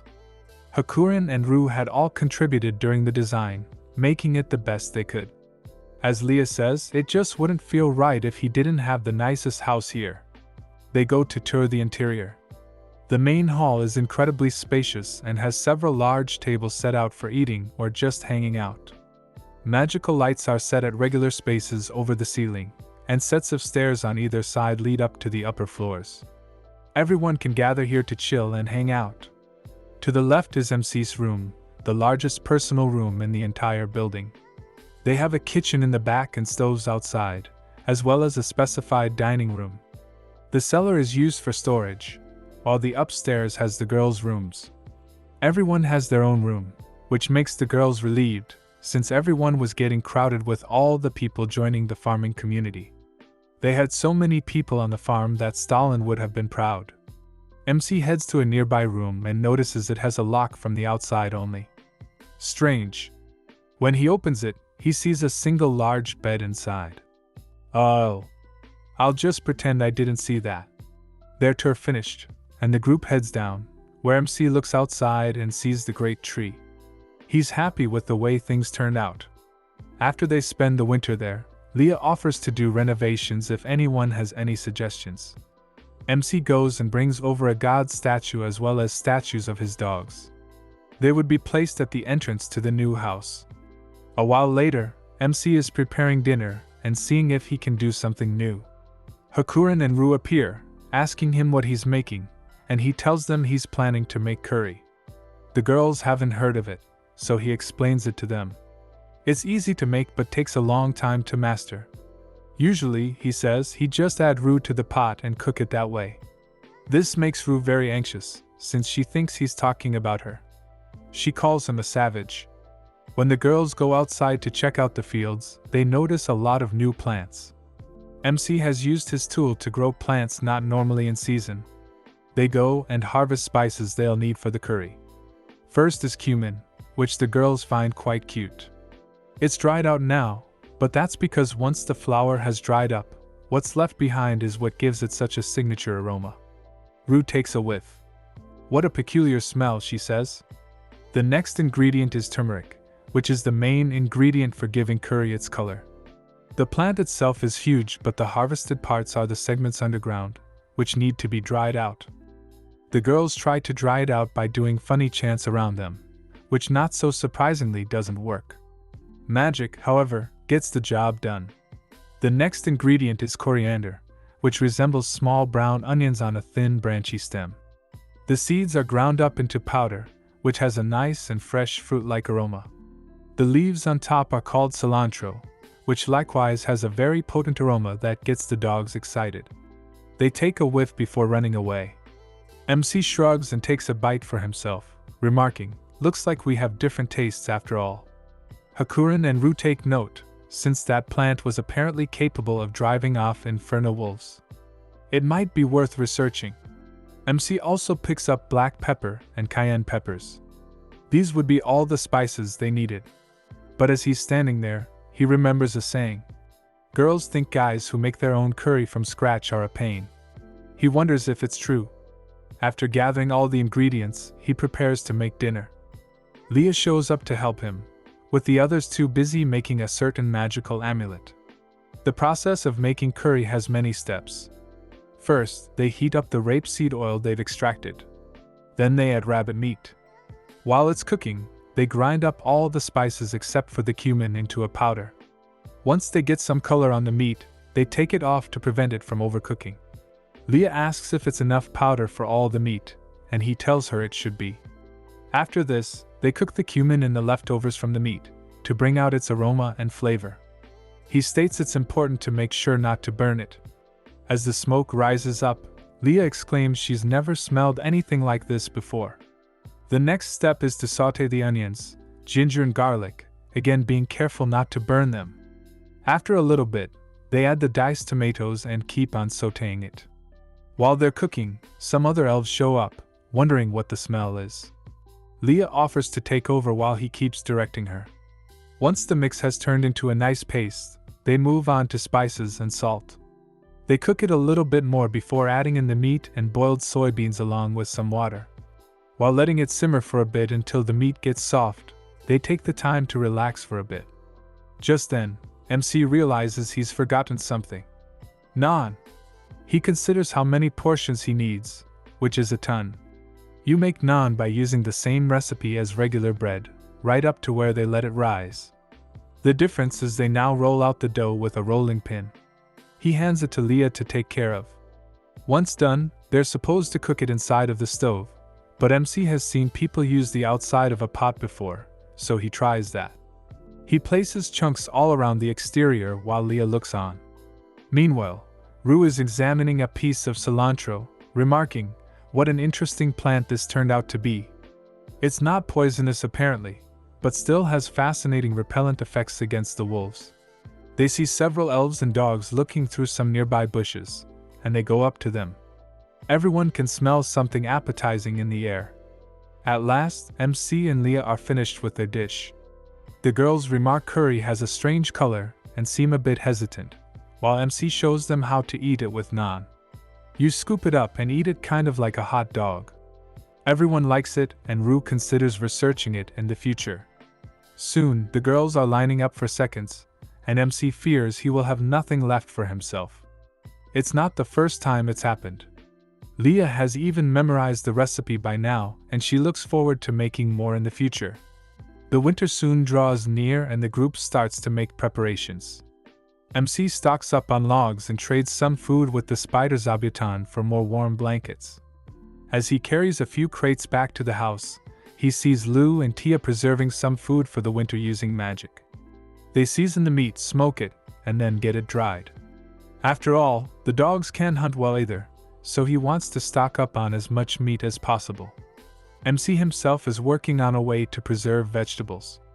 He fills crates with vegetables, places a sheet on top, and then covers it with snow. This is called snow storage. The bottom boxes are left empty to let the water fall through and keep the vegetables dry.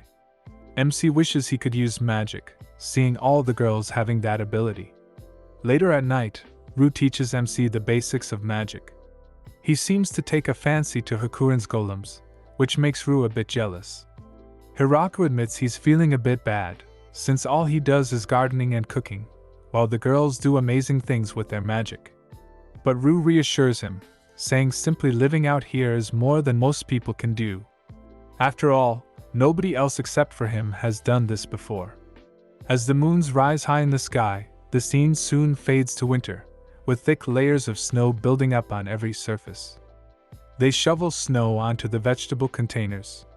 Afterward, they retreat indoors, where MC crafts a reversi set as well as a chess and mahjong set for them to pass the time with. He spends some time explaining the rules. First up is reversi.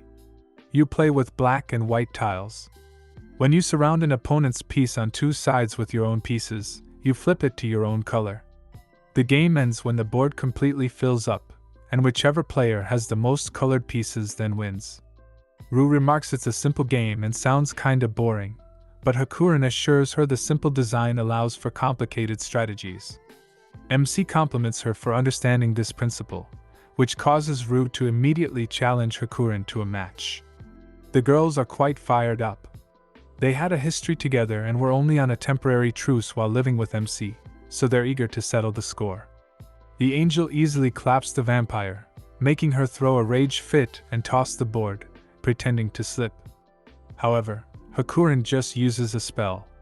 It causes all the pieces and the board itself to fall back into place, undoing the reset. Control Z is quite powerful, isn't it? Looks like resetting won't work against Hakuren. This same event keeps repeating over and over, so MC leaves the room to watch the elves play reversi with each other. One of them is playing for Kuro, who taps the board with his paw wherever he wants a piece turned. Several other wolves are playing chess, surprisingly doing quite well. MC finds it cute, but senses a terrifying energy coming from them. He reminds himself not to challenge one of them in the future. Rue shows up, asking if the wolves' game is done. Shin then struts up and challenges one of them to a game before MC can warn her. And sure enough, she soon loses a game to Kuro and ends up shivering in a corner. Their next game is mahjong, which MC gets promptly destroyed in. In fact, he's the only one who ends with a massively negative score. Thus, Hiraka doesn't have any more points left. The game ends with an absolute sweep by Kuro. MC joins Rue in the corner. A while later, MC has also set up a mini bowling set, saying he's definitely not mad at mahjong or anything. They've painted each of the pins and given them a unique name, such as serial killer or bandit. After MC's turn, the girls prove themselves much more capable, easily getting good and knocking over all the pins with a single try. Over the winter, they entertain themselves with plenty of games, with Rue losing repeatedly to Kuro until she passes out on a table. They even have good food too. Soon enough, the snow melts and spring has come. MC steps outside, admiring the cozy weather. The girls join him, asking what he wants to do. He says it's time to wake Zabuton from her hibernation and also get their corn planted. But Zabuton starts the alarm, sending the group out to see a terrible creature heading straight at them. It's a wyvern! It spreads its massive wings and roars a challenge. The story continues after the appearance of the wyvern. Its arrival heralded by Zabuton's frantic alarms, the draconic creature descends upon the settlement, and Hiraku rushes out to meet it with Rue and Hakurin. The girls seem to take it very seriously, and an anxious MC swallows while looking up. Before their eyes, the wyvern spreads its wings and sends a blast of wind in the party's direction, roaring a defiant challenge. MC wonders if he should try and drive it away, or if he should just have the others stay low and hope it ignores them. But of course, his questions are soon answered for him as the dragon unleashes a fiery breath, intent on roasting them all into little bits of reptile food. Rue and Hakurin hold up their hands, casting a defensive spell to protect the settlement. A bubble forms around the entire area, but the blast still manages to break through. Chunks of molten rock and burning wood fall all around them, causing fires which the elves rush to put out. The party wonders if they should attack it, but they seriously doubt whether they could even break through the wyvern's defenses. MC thinks about abandoning the place and having everyone escape into the forest, but that wouldn't work since it would be able to just follow them from the sky. He wishes for the strength to protect others, and his farming tool transforms into a shiny golden spear. I guess spears can be used for farming, if you count farming monsters, of course. But MC doesn't dwell too long on this topic and instead wins himself back to chuck the spear at the wyvern. Fairy tale music plays in the background, so you know it's protagonist and friendship time. Hiraku's spear soars in a deadly arc directly at the monster, and it puts up several magical barriers in front of it. But this is an overpowered main character anime, so his attack breaks through and pierces its wing. The almighty farming tool then returns to MC's hand, and he throws it again. This time he nails the beast in its chest. He and the girls watch the wyvern fall out of the sky, stunned at what just happened. Nobody expected him to have so much power. MC heads out with his wolves to find its body, and they soon see it.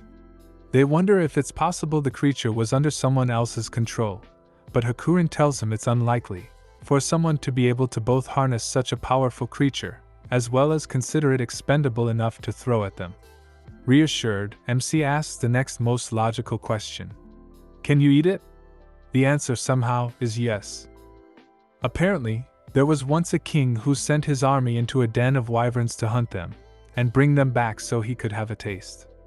Of course, they all got burned to death and eaten by the creatures. But MC is too powerful, so he was able to easily defeat it and make it into several juicy meals. There's a round steak grilled with spices, breast meat steamed in leaves, and tail meat simmered in a stew with vegetables. The meat turns out so much more tender than they thought, even though a knife can't even pierce its skin. The broth is great too. The girls gather around, all enjoying their food. While eating, Rue asks if Hakurin would be able to block an attack from MC's spear. Not a chance, she says. The attack pierced a 3-layer barrier from a wyvern before blowing right through its chest. The girls think it was lucky they ran into Kuro and the rest of his pack when they first got here, rather than MC. Hiraku asks them what's wrong, and they just tell him they're glad to be in good health, and fate must have been smiling upon them. Speaking of smiles, or rather the lack of smiles, the scene shifts to the demonic kingdom of Galgardo and the demon lord's castle. News of the wyvern's defeat has reached them. 3 figures are sitting at a table, simply unable to comprehend what has just happened. Defeating just a single wyvern requires the mobilization of their entire military force. but this one was slain from the ground and killed in just 2 hits. The figures are 3 of the demon lords' 4 great generals, Bezel, Randon and Gratz. There's no way they could fight something like that. And they just got their yearly budget approved too. Randon throws his hands up, saying he would have to deal with their people panicking if the news spread, so he'd rather just resign now and let somebody else deal with it. The others shout at him to come back. The scene then shifts to the gatekeeper dragons and Drime's lair, where a giant blue dragon is speaking to Gucci, one of his attendants who, as the name suggests, is absolutely decked out. They both saw the incident unfold with their own eyes, and the dragon asks what he thinks would happen if he were to receive such an attack himself. It would most likely pierce cleanly through him. They decide it is too dangerous to attack or interfere in their business. With the world building done, the attention shifts back to MC. The wyvern meat was delicious, but there was still one thing missing from that meal. Alcohol. This gets the elves excited, and everyone is excited to finally be able to get started. They do a quick harvest and build a large tub for them to crush the grapes, using their own bodies and large stirring sticks. Some of the elves are hesitant to step on something they'll have to drink, but I'm sure some of those grapes would love to be stepped on by. Well, let's move on. MC tells them they can switch out if they get tired, while he would be in charge of switching out the barrels. Lalasha had built them to be watertight to better hold the crushed grapes. The girls then get into the tub and start walking around clockwise, but Hakurin ends up getting her foot stuck and collides with one of the elves, knocking them both down into a fan service position. When she gets up, she remarks it would be easier to stay coordinated if they had a song. The elves exclaim they've got something. It's a song they used to sing from back in their village days, and with one of them in lead, the rest break into song and a rhythm soon break out. The juices start flowing and even Rue and MC get pushed in to join. Thus time passes. After an entire day's worth of work, they've got several barrels full of crushed grapes. The yeast on the skin of the grapes should ferment it for them, but perhaps they've made too much? In total, they got 16 barrels.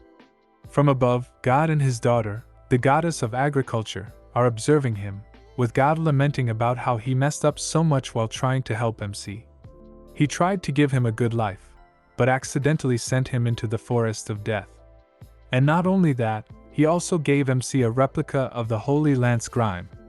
Although Hiraku is only using it as a farming tool right now, it's extremely dangerous since it could drain all of his life force and kill him instantly. God says it's fine since MC was given extremely powerful regeneration abilities. Infinitely suffering and healing? But that just sounds like torture. I mean, enhanced interrogation techniques. War crimes aside, the agriculture goddess then gets to the main problem. Why is the statue MC made of her an old man? God fidgets nervously while his daughter scolds him, telling him to sit there for another 300 years to repent for his mistakes. Down below, while Zabuton makes another piece of cloth, she notices something and signals for the group to be on alert. MC takes out his spear and goes to investigate, only to find a little pointy-eared girl bound in spiderwebs. It gives MC a sense of déjà vu and it turns out to be Flora, Rue's younger sister. Apparently, Flora was looking for Rue after she heard her sister was being chased by a certain evil angel. Hakurin makes a scary face and Flora is shocked to see her here. She quickly tries to cover up her mistake and get her sister to help, but Rue is not forthcoming. MC offers for Flora to stay with them for a bit. After all, she just got there. Flora instead replies she can't believe MC is actually Rue's husband. Something feels off. But once Kuro gives her a funny look and Rue tells her about MC's accomplishments, she makes a cute noise and quickly apologizes. It's at this point that MC gets a display of the Inferno Wolf's abilities, having never realized this prior. That night, they give Flora a nice bowl of miso soup and give her a food lecture. Learning about microorganisms involved in fermentation gets her worked up and she leaves the next day, inspired.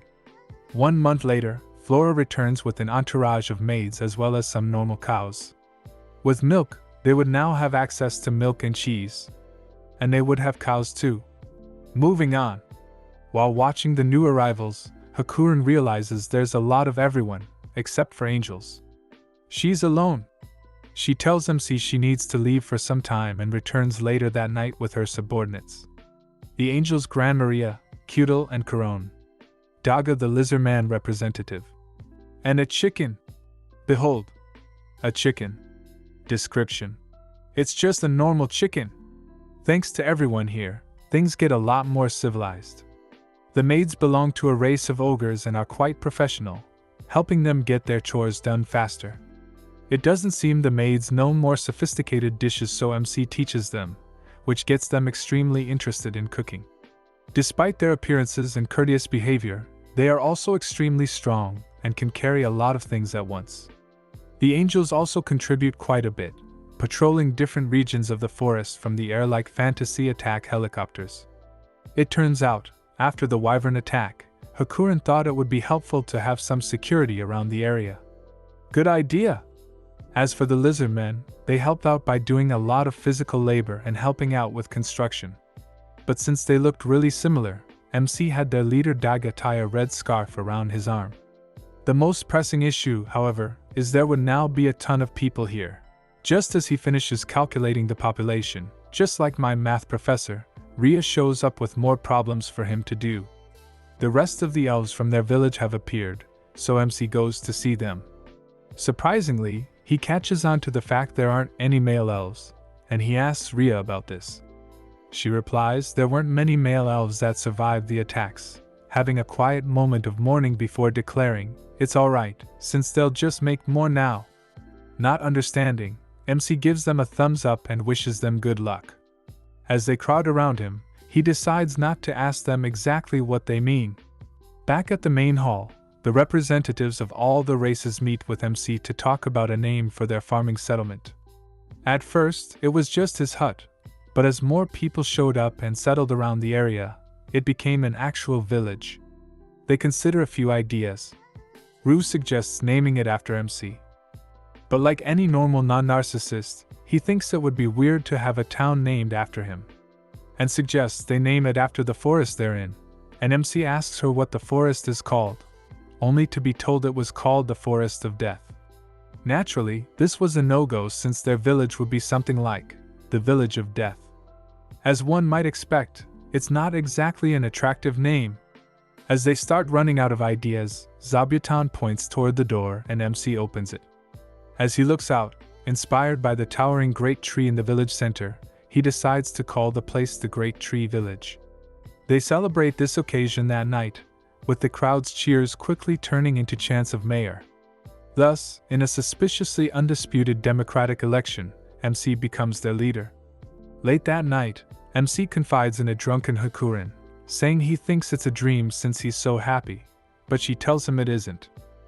They're going to keep living together, enjoying their lives. After a night of partying, our MC gets up and continues with his daily routine. A warning sound from Zabuton alerts him. He is informed that a messenger from the demonic kingdom has arrived. Beazle introduces himself and asks to speak to whoever is in charge. MC realizes that this falls within the scope of his duties as mayor. He introduces himself as the mayor and Beazle eye him carefully.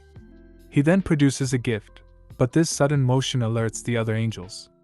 Beazle calmly produces a gift that Rue sees and excitedly takes from MC. Beazle delivers a message from the demon lord inquiring about their presence in the forest. MC recalls Rue mentioning something about the forest where they reside as being part of the demon lord's domain. This gets MC thinking about what might the purpose of the demon lord be. Is he asking for taxes?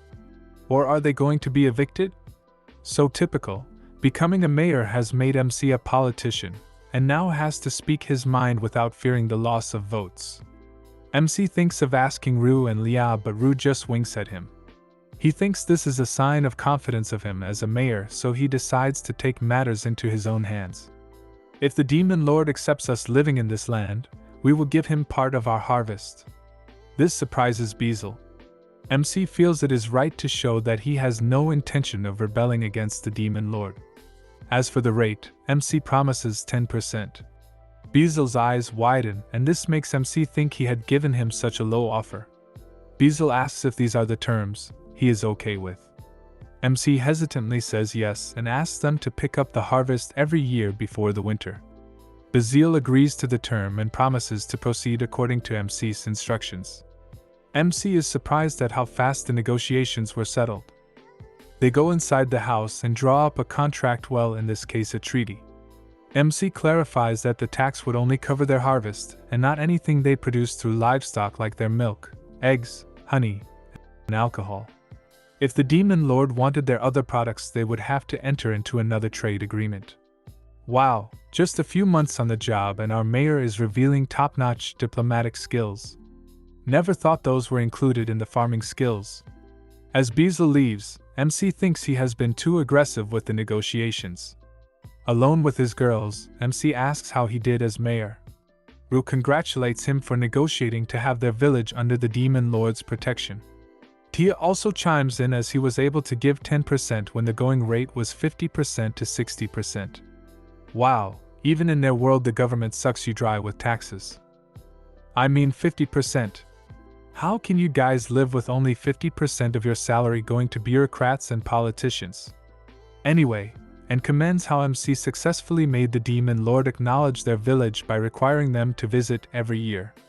Rhea also sees their once-a-year visit will not give them the ability to accurately measure their crop yields, so they cannot collect the right taxes. Typical taxpayer mentality, finding ways to lower paying taxes. I knew there was a lesson here somewhere. In summary, MC's first foray as a politician yielded to them the protection of the demon lord, lower taxes, and an elixir that can cure anything if you drink or rub it in the injured part. Back in the kingdom of the demon lord, Beazle reports on his mission. Gratz is suspicious that MC had agreed to be subjected under them as they were able to take down a wyvern in 2 hits. Randon thinks MC may have some ulterior motives for this. Beazle also had his suspicions but could not do anything but agree to the terms. He says the vampire princess and the angel of annihilation were there as well. Gratz is surprised that the great sage and mightiest of all the angels were all with MC. Brandon starts shaking in his boots while Beazle continues with his report. He also saw a group of high elves and a pack of infernal wolves. He was presented to MC by a trio of killer angels. He was pissing in his pants, thinking he would not see the light of day. Gratz realizes how powerful they all were. Bazil had dared not refuse any of MC's demands as they could not afford to have the village as their enemy. He still feels it was a successful negotiation as all things ended amicably. Typical of a politician finding ways to sugarcoat everything. He shows them the gift MC had given to them. They decide to open it and inspect it. It turned out to be apples and Gratz takes one to check for poison. Beazle tells him to stop as he cannot just eat the apples without telling the demon lord. He then realizes that the cloth the gift came with was made from a great demon spider. Gratz can't believe that the village would house something that had fought the former demon lord to a standstill. Randon stands and says he is resigning, again. I wish that were true of all politicians. The next day, the leader of the dragons, Drime, comes to visit and brings a gift of a fancy-looking sword with a scabbard. MC feels the gift may be a little extravagant and violent but accepts it, nonetheless. Drime's servant explains that since they are technically neighbors, they decided to greet them and introduce themselves. Witnessing a wyvern's death in 2 hits does that to kingdoms. MC invites them into their house, so Drime transforms into a smaller form.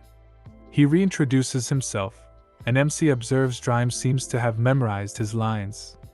After a few rounds of drinks, Drime gets drunk and wants to start living there. His servant reminds him of his kingly duties, but he does not seem to care. Drime reluctantly leaves, bringing home some of the apples MC had given them. Having guests 2 days in a row makes MC start to think of a better place to welcome them. The next day, MC shares his plan to build a small guest house for visitors. At first, he thinks they should just build a small house that can accommodate 4 people. But the elves point out people coming to their village come far off and have to travel through mountains and the forest. Their first 2 visits were from nobility, but they will also need to take into consideration people traveling in large groups. They settle on building a house that could fit 30. They all got to work. MC decides to spruce up their diplomatic entourage. Gran Maria and the other angels would be in charge of defending their perimeter. Their way of bringing uninvited guests may not bring the best experience. The warning that Zabuton makes everyone grab a weapon and attack visitors is not exactly a welcoming sight. MC makes Zabuton use a bell made by the elves to signal the arrival of visitors. He tries to form a small receiving party for guests, but his idea was rejected as enemies might disguise themselves as visitors. So, the welcoming party grew to include lizard men and high elves. I mean, nothing spells welcome more than a bunch of mythical creatures and warriors, right? Flora became in charge of keeping tabs on their guests who stay overnight. This is where MC learns Flora and Rue could go for days without sleeping. After they made these changes, Garf and some beastmen came to the village to establish trade. Graf explains they come from a village in the East Mountains called the Howling Village. Rue steps up and greets them. She asks if the entire group were present so they could rest in their newly built guest house. When Garf says they are complete, Rue changes her demeanor and declares they will just treat the other beastmen as enemies. Two beastmen give a shout as the Inferno Wolves push them out of hiding. Garf guilty apologizes and explains that the stragglers were part of his group. Rue gently explains they should always make sure everyone was together before entering the village, and they should behave while they are there. Wow, this is like a veiled threat from a seasoned politician. They bring the beastmen to the guest house and are greeted by Anne and the maids. The beastmen of course excitedly ogle the maids in their outfits and their bulging melons. Boys will be boys, I guess. But then, things take a strange turn when Rue and Tia lock the door outside. MC objects to their actions. It turns out local custom dictates that visitors bring a gift when they go to the village first time, like the messenger and the dragon. Doubtful, MC inquires if they are not friendly enough. Tia responds that since they did not follow the usual customs, they would not be treated as visitors. So, there you have it. To make good impressions and get the normal visitor treatment, make sure to bring some gifts whenever you go meet new people. Otherwise, you may get locked in. Rue and Tia also post guards outside the door for extra measure. MC asks why the angel trio did not capture the two supposed stragglers. Apparently, they were not perceived as a threat, but Pia promises to punish them for this. MC asks her to go easy on them and she agrees to let them off with a warning. I thought this story was about to turn into some form of dictatorship.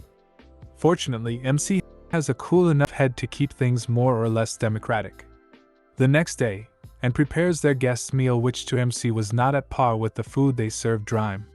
She admits they are below standard as they had brought nothing. Again, please be reminded to bring gifts when you meet someone for the first time. During the meal, MC was a bit ashamed for giving the beastmen a meager meal. Tia and Rue remind him they are trying to find out the reasons they are there. It was MC who had insisted on serving them wine, actually their word was forced. MC had made the maids serve a maximum of 2 cups of wine per person as he wanted to show kindness despite not knowing what they wanted with the village. Well, our MC has a plan in place at least. He approaches Garf and asks what kind of place Howling Village is. He explains it was 500 years old, but stories say it was 1,000 years. But you know how stories eventually become tall tales. Most of their population are beastmen and they are a collection of about 100 settlements. The wine had worked and loosened the tongues of the beastmen. Howling Village was mainly a hunting and mining town. They survived through establishing trade relations with a human village across the mountains. But due to some trouble with that village, trade became unstable and unreliable. They had heard of the village from one of the demon lord's people and decided to try establishing trade with them. Tia uses her charm to ask why there were 2 stragglers that did not enter the village with them. A beastman, clearly drunk, admits they had to take precautions as it was their first time dealing with them. The 2 were assigned to go back and inform their village in case something happened to the main group. The next day, they start their trade negotiations. Without currency, they decide to use the age-old barter system. But MC gets the idea to use some form of currency in the future. They invite MC to go to their village to trade directly there as they had difficulty getting to the Great Tree Village. MC points out that they too will have the same problem but thinks he can convince Kuro and the dogs to pull their good through the forest. Beastmen offer them products made from the ore they mined, and MC gladly takes all they had to offer. In return, MC promises to bring them foodstuff. As Garf leaves, he apologizes for not knowing the local custom of bringing gifts but promises to bring a gift from their humble village. MC gladly accepts their promise but reminds them it's not the value of the gift but the thought that counts. I wonder if that really works in today's society. After Garf leaves, they make arrangements to bring their foodstuff. Drime happily volunteers to carry them on his back in exchange for a barrel of wine. Drime had been a constant visitor, bringing expensive gifts and getting drunk every time he visits. But he receives no complaints, as everybody seems to love his gifts. Drime brings everyone to Howling Village, who were surprised by the arrival of a dragon. After a few days, they return and brought the good news of their success. Drime, however, was sulking in the corner, as Tia had traded even the wine that was meant for him. MC promises he can just double what he normally drinks at dinner. This cheers him up. Tia reports that the mayor wanted 20 women wanted to live in their village as well. MC feels the imbalance of gender in their village and insists they have at least 2 young men with them. The Howling Village sends the new settlers and they bring all the girls with 3 young boys. Something clearly must have been lost in the transmission of his message. MC panics as he realizes that the boys will need about 5 to 10 years more before they can help repopulate the village, thus leaving him with a harem-like life still. The story picks up after the beast folk from Howling Village moved in. Apparently, they all thought they were going to be treated horribly when they arrived, but Hiraka had no such intentions. Instead, their new members were able to enjoy all the luxuries of their settlement, including the heated baths. And remarks, even though there are no problems with these new arrivals, there's still a problem. They faint quite often. MC says they will just have to get used to these things over time. As they watch the beast folk children play, one of them trips but Senna casts feather fall on him, causing him to gently float to the ground. MC asks if she can use magic too, and when she tells him she can, he begins to feel a bit awkward. He turns to Hakurin, who can also use magic, and seems to grow a bit embarrassed when she informs him almost everyone here can use magic. In fact, all of the angels she knows can, and all of the high elves use magic to help with their construction. It's common too for the Oni to be able to use fire and water magic, and even the lizard folk can do the same. And when Hiraku turns to the last hopes he has, he finds out the wolves have shadow magic, and Zabuton and the queen bee both have fire magic. As he slowly claps, depressed, saying even the bees have magic, as if to rub it in, one of the waste processing slimes slides over and blows out a torrent of fire from between its derpy eyes. But all is not lost. Senna urges him to cheer up, reassuring him not everyone can use magic after all. For example, the children she brought from the Howling Village. But as they tug at him, asking him to practice with them, he says he has a feeling even they will surpass him soon. Hiraku resolves to just focus on what he can do. Farming. Unfortunately, trouble has its way of finding him, and there's a massive tremor as the ground starts to shake. MC looks around as he wonders if there was an earthquake, or something. Answers arrive in the form of one of the angels, Gran Maria, who flies over with a report. A grappler bear and a bloody viper are fighting in the northern area of the forest. He's surprised only 2 creatures can cause such a disturbance, and the angel asks nervously, "What should we do?" It would be dangerous to get involved without a plan, but the village might be in danger if we do nothing. MC thinks for a moment before asking her about more details so he can make an evacuation plan for the village. Just kidding. This is an overpowered MC anime, so he instead asks her how these creatures would taste. The angel flies Hiraku over and they spot the 2 giant monsters fighting. Maria says they should go back for help, but as the monsters look up at them, MC tells her to drop him off really quickly. And sure enough, 1 punch later, both creatures are as dead as my dreams of being an astronaut dinosaur keeper. Kuro and the angels watch, stunned by MC's power, as the lizard folk arrive. They drag the beasts back to the village, while MC remarks it's his biggest catch yet. MC cuts the bear into bits and prepares a sort of stew, adding various spices, herbs and wine to make wine braised grappler bear, a delicious yet incredibly gamey dish. Hiraka tries frying the bloody viper, treating it essentially as if it were chicken meat. This one turns out much better, almost like fried chicken or a chicken breast. But MC realizes something's missing. Sauce? He resolves to go see Flora at her lab. He asks if she has something antibacterial that can kill microorganisms, something that can prevent stomach illnesses or stomachaches. She hands him a red vial, saying 1 dose is enough to blast something to the other side of the mountains. That sounds like the opposite of stomach medicine to me. Isn't that just diarrhea? This isn't what he wants, so MC clarifies by asking if she has anything more peaceful, so she gives him a blue vial which is usable with food. Hiraka then checks on the progress for making miso, but she tells him it's not going very well. She did what she told him, but it never seemed to ferment, so she added some chemicals to it that ended up causing her hut to explode. And 3 times, no less. MC urges her to try again and provides her with some helpful advice. Next time, try not to use any explosives. The next day, they begin work on some sort of sauce to go with the fried viper. First, they beat 3 eggs in a bowl before adding salt and apple vinegar. They mix it slowly while pouring in oil, which gives them mayonnaise. Next, they give the miso another try. First, they start by simmering the soybeans they previously soaked in water. Second, they grind them and Hiraka gets them to mold using his almighty farming tool.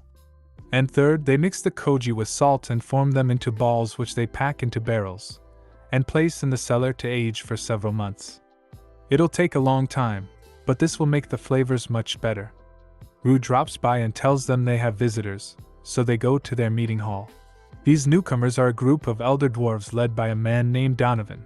Like your typical dwarves, they have come here after hearing rumors of high-quality wine from MC's village.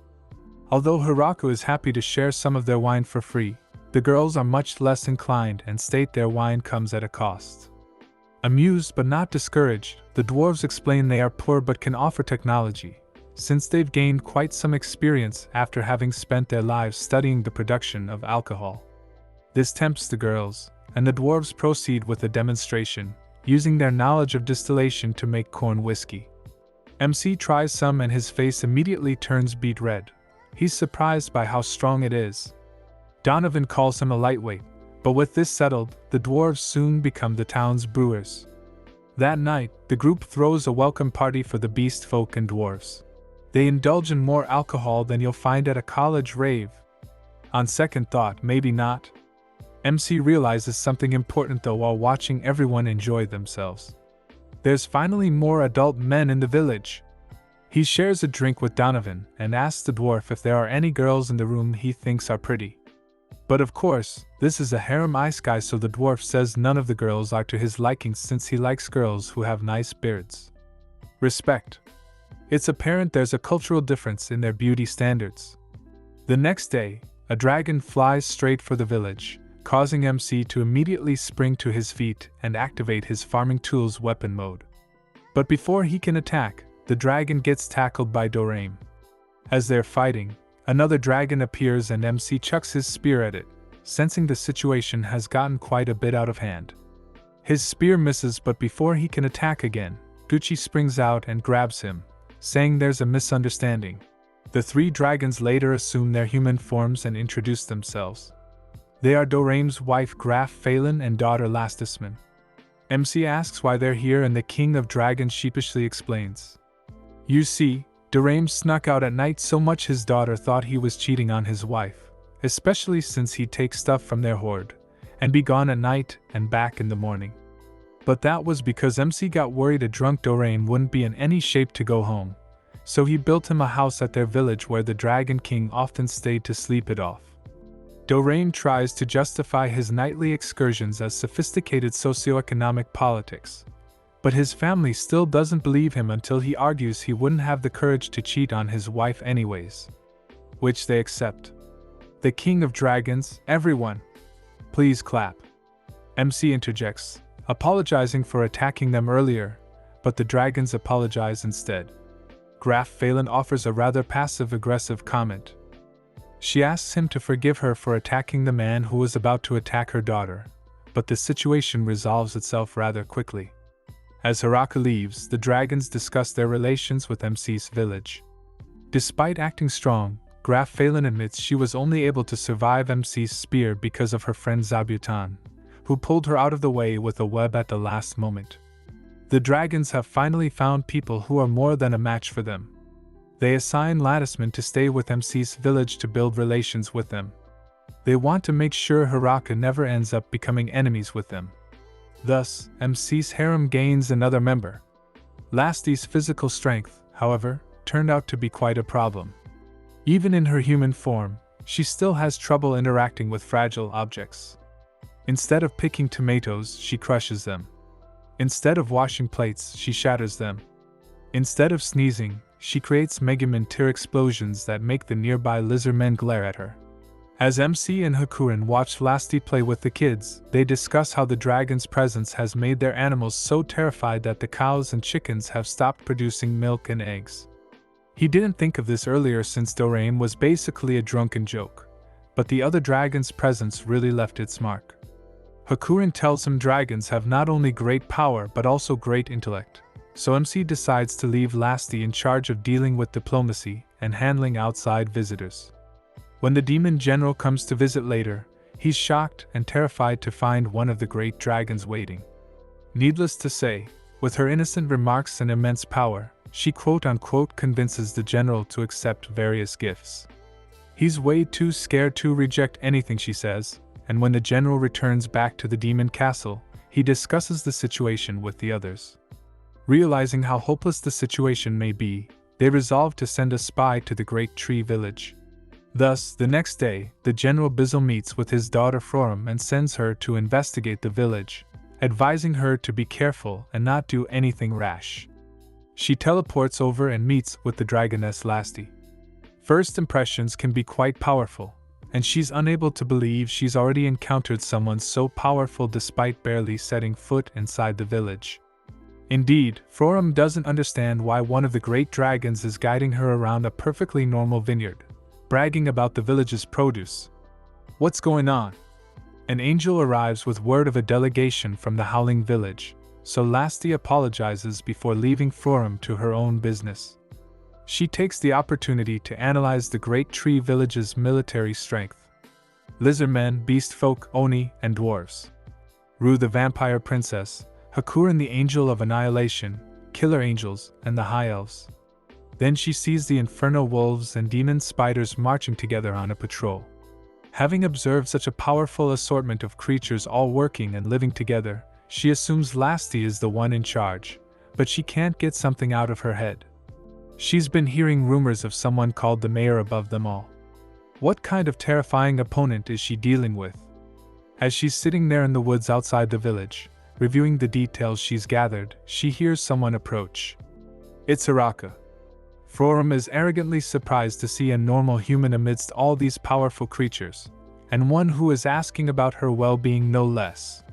When she returns to the village, she's even more shocked to learn from Lasti that the human she just saw was in fact the legendary mayor of the village. When she hears he's able to take down Lasti's mother in a single attack, Florum nearly freaks out. She not only didn't say hello to him, but she also straight up ignored him. Needless to say, she ends up joining MC's village to try and make up for that slight. On a random day, a slime that Tia brought to the village to purify their wastewater and sewage has suddenly started to multiply, creating many different types of slimes, of many different colors. They were all harmless, so MC didn't really notice that they'd been multiplying. That is, until one day when a red slime ended up breaking into one of their barrels of wine, drinking it all and toppling out of it, completely wasted. Since the alcohol is everyone's property, the girls are angry that their fellow comrade drank the wine without their permission. Thus, everyone gets seriously fired up, and Senna tries her best to calm them while MC examines the slime himself. It's a small red jelly creature that fits snugly in his arms, doing its best to make itself cute. This incident came as a big shock to all the alcohol-loving villagers there, so they held a totally fair and unbiased trial to determine its fate. When the vote begins, everyone decides that it's guilty and people begin to come up with barbaric punishments, such as blowing it up or drying it out in the sun. MC takes a leaf out of the real-life criminal punishment system, deciding the best way to teach it a lesson is by subjecting it to solitary confinement, because that's obviously worked well in real life and there are totally no problems with that. But the girls are unsatisfied, raging for more until Frorum reminds them it's just a slime, so punishment isn't exactly going to get it to change its mind. Everyone calms down a little, realizing how worked up they got over nothing. The village eventually reconciles with the slime, letting it join them during their feasts. It's fine to have one like that, MC thinks, but it would be a problem if there were more. That autumn, MC wonders how the summers in this new world aren't as hot as the ones he knew, but it would still be nice when things cool down so they can get more work done. As a result, he's feeling hungrier than usual. Rue, Lasti, Senna, and the other girls are eating a soup made from the various mushrooms they've grown. They're enjoying a hot pot together, and seeing all this makes MC wish for seafood. Stuff like crab, cod or monkfish, and even kombu to make some delicious soup. Or perhaps miso to make chanko hot pot. Hearing this gets the girls excited for new delicacies and Rue asks Flora to start researching immediately. Senna gets a bit flustered since she's never been to the ocean before, while Tia wonders if it's even possible to eat crabs since, from her own experience, the crabs she's encountered were massive, heavily armored creatures. Ria thinks about the word kombu, and how it sounds quite terrifying, like a tsunami. Meanwhile, and asks if miso is the soupy thing MC showed her how to make earlier, and Lasti questions whether chanko is a type of fish. Since they need access to the ocean to get seafood, Frorum suggests they go to a certain port city. Located in the demonic kingdom just south of their village, they might be able to find fish there, so Lasti volunteers to fly them over, where Frorum would be able to find a merchant to talk to. It appears everyone really likes hot pots and has gotten quite motivated to work. Seeing all this unfold, MC can't help but feel quite happy since, as a farmer, nothing makes him happier than seeing others enjoying his food. 3 days later, the Goround Company president Michael Goround appears, having traveled here from the city of Shishato in the south. He's an elderly middle-aged gentleman, who introduces himself to Mayor Hiraku in one of their village's cabins. He's brought several fishes from their town as samples, but informs MC he doesn't have any seaweed since the fishermen usually toss it back into the ocean. However, he'll have it dried and ready in the future. The group settle in for negotiations. Showing a surprising level of directness, Goround informs the party he has 3 main goals. The first is for them to get properly acquainted, the second is to suggest more possible business opportunities, while the third is to become the exclusive purveyor for the Great Tree Village. In other words, he wants to be their only middleman for trading with the outside world. Goround says the crops they have are quite enticing, and that he would be able to get them several times their normal value via trading. Rue mentions there are tons of other merchants who would be delighted to be able to trade with them, and he counters by saying his company is already well established in the trade of many goods.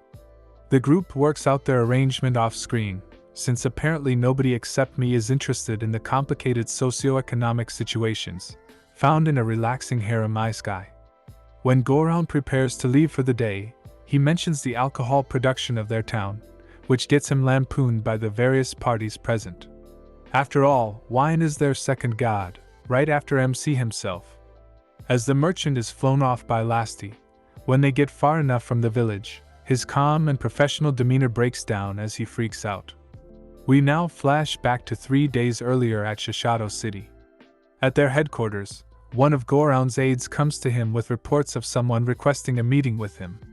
He's surprised since the rules normally dictate that people are to schedule an appointment first, but after his aide informs him about the visitors having brought a lot of merchandise with him, his business senses start to tingle.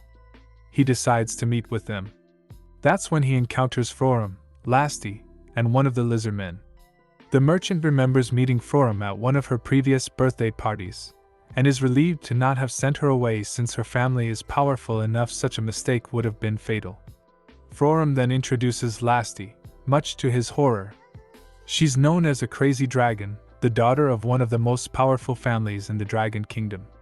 He realizes the risks of trading with them might not be worth the risk, yet not wanting to get on their bad side, feigns interest in what they have to say.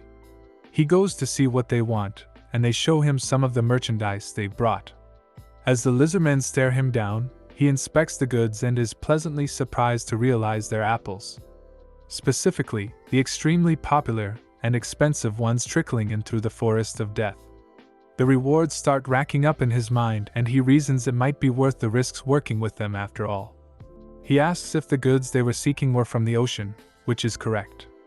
Since he controls the port, he begins to try and get on their good side to ensure this opportunity doesn't slip past.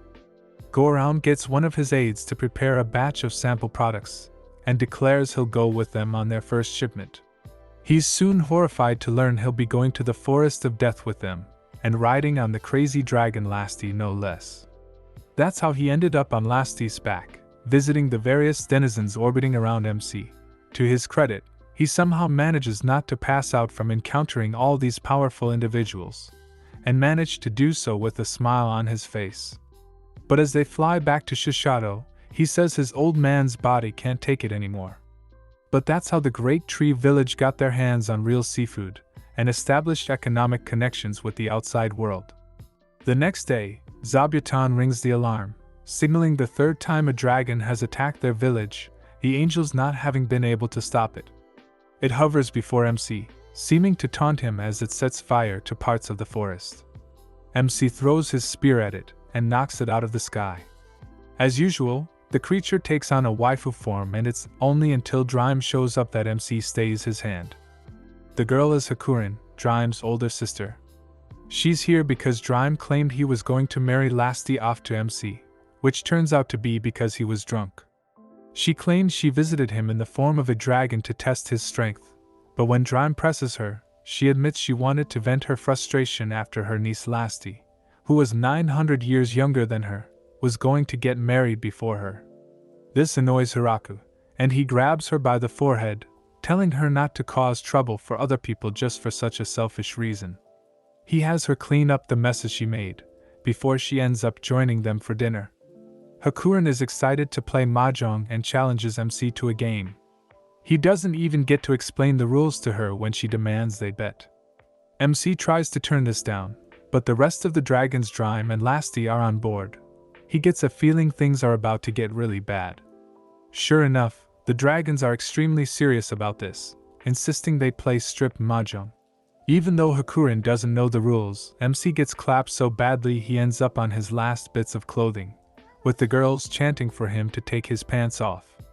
For the first time, they get to see his other carrot. The night erupts with their happy cheers. Back at the Demon Lord's castle, Bizzle and the other commanders receive word of the dragons gathering at the Great Tree Village.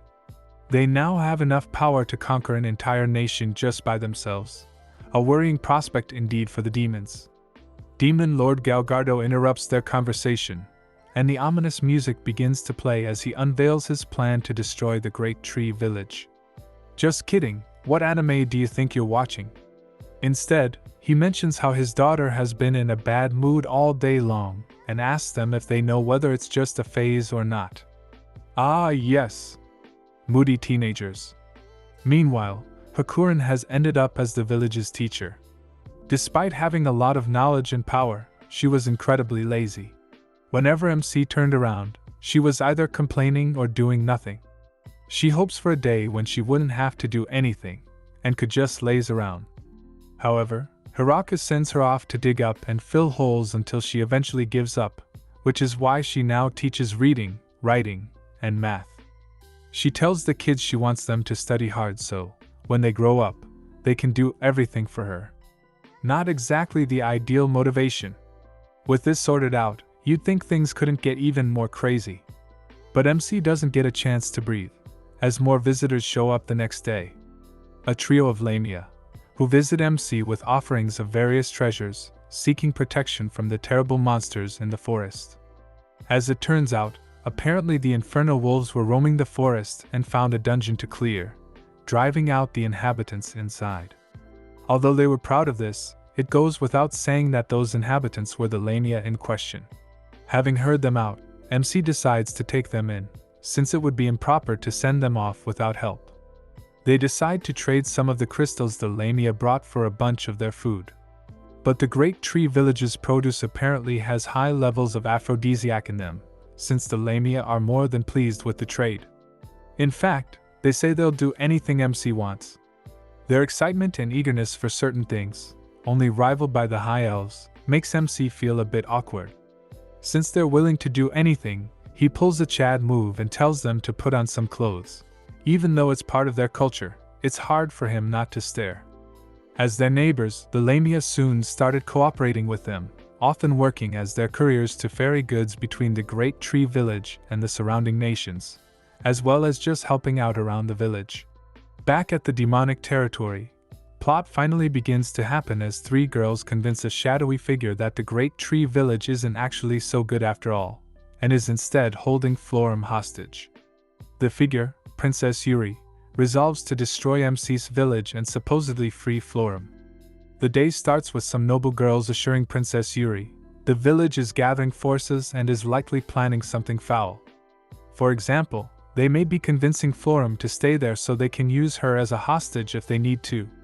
They advise gathering troops in the Demon Kingdom immediately, and she agrees. "We must defeat that village and save Florum," she declares. Back in the Great Tree Village, Florum meanwhile is using her magic to levitate pages in the air, when she gets a visit from her father Bizzle Chrome.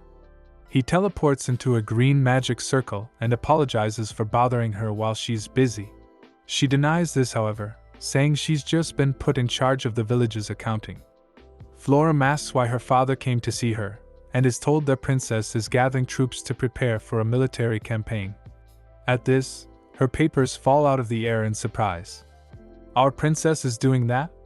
she asks, bewildered. After all, Princess Yuri never seemed like that type. Her father explains, while she was gone, some of Yuri's followers have taken the opportunity to fill her head with lies and half-truths. Rosalind, second daughter of the Gritch family, Clacase, fourth daughter of the Bugle family, and Roju, second daughter of the Mamonrose family. Three girls who are known for being power-hungry simpletons.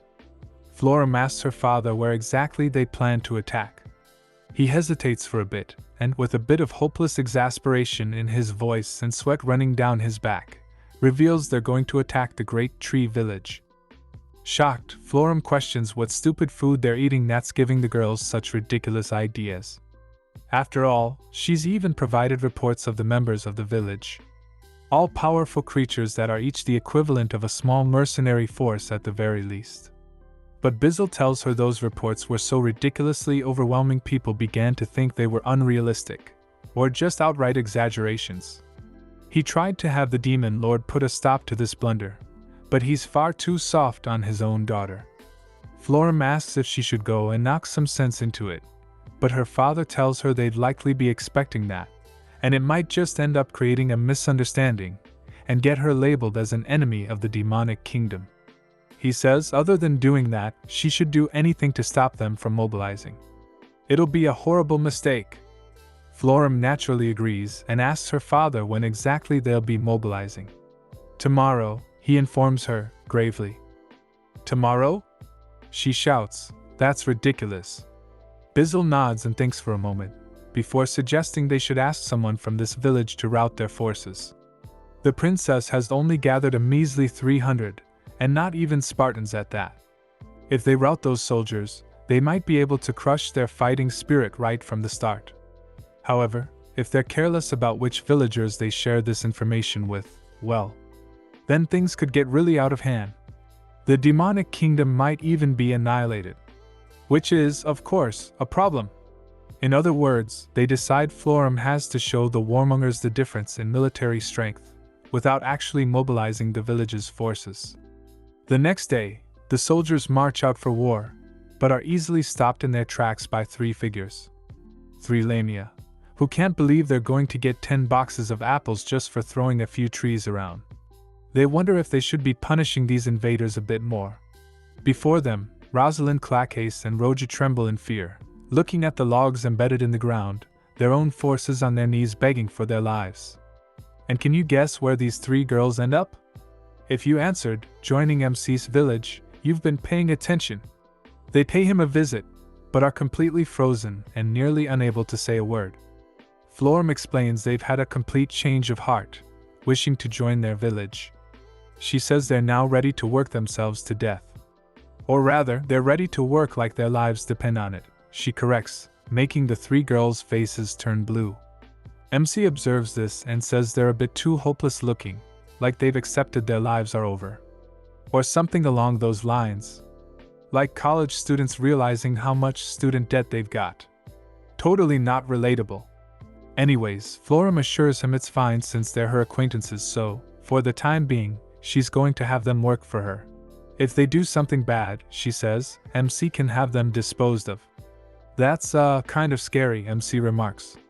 But now that that's out of the way, he says, who's the other girl over there sitting on a giant throne? The girl in question is of course Princess Yuri, who was apparently worried about Florum's living conditions here in the village. That's why she sent troops. Florum goes over to her, telling MC he shouldn't give her special treatment.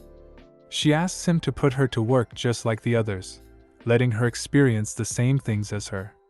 Of course, this is a bit difficult for him to imagine, given she's literally sitting on a random throne in the middle of his village. He has her show them around. When MC is gone, Florum tells the other girls if they work hard, this little incident will be swept under the rug. But she advises them to keep this little incident a secret from the rest of the village, so they should keep their identities a secret. They go on a tour, where they see the various sights and run into the beast folk children, who Yuri takes a liking to. They also run into the high elves and eat many apples in their orchard, where the girls begin to talk like nobles, much to Florum's annoyance. But with a single death stare, they all act like it was nothing, while Rhea looks on confused. Later in the day, they visit the town hall and meet Lasti. While Yuri greets her normally, her other companions remain far back. They still can't believe how demon nobles are literally living in the middle of nowhere like this, thinking they'll be the laughingstock of the country once they return. The girls decide to wait and try to find a chance to escape. Of course, their attempts are not successful. The first time, they sneak out at night, only to run into the inferno wolves. The second time, they scale a low wall only to meet one of Zabutan's kin. Needless to say, they faint each time.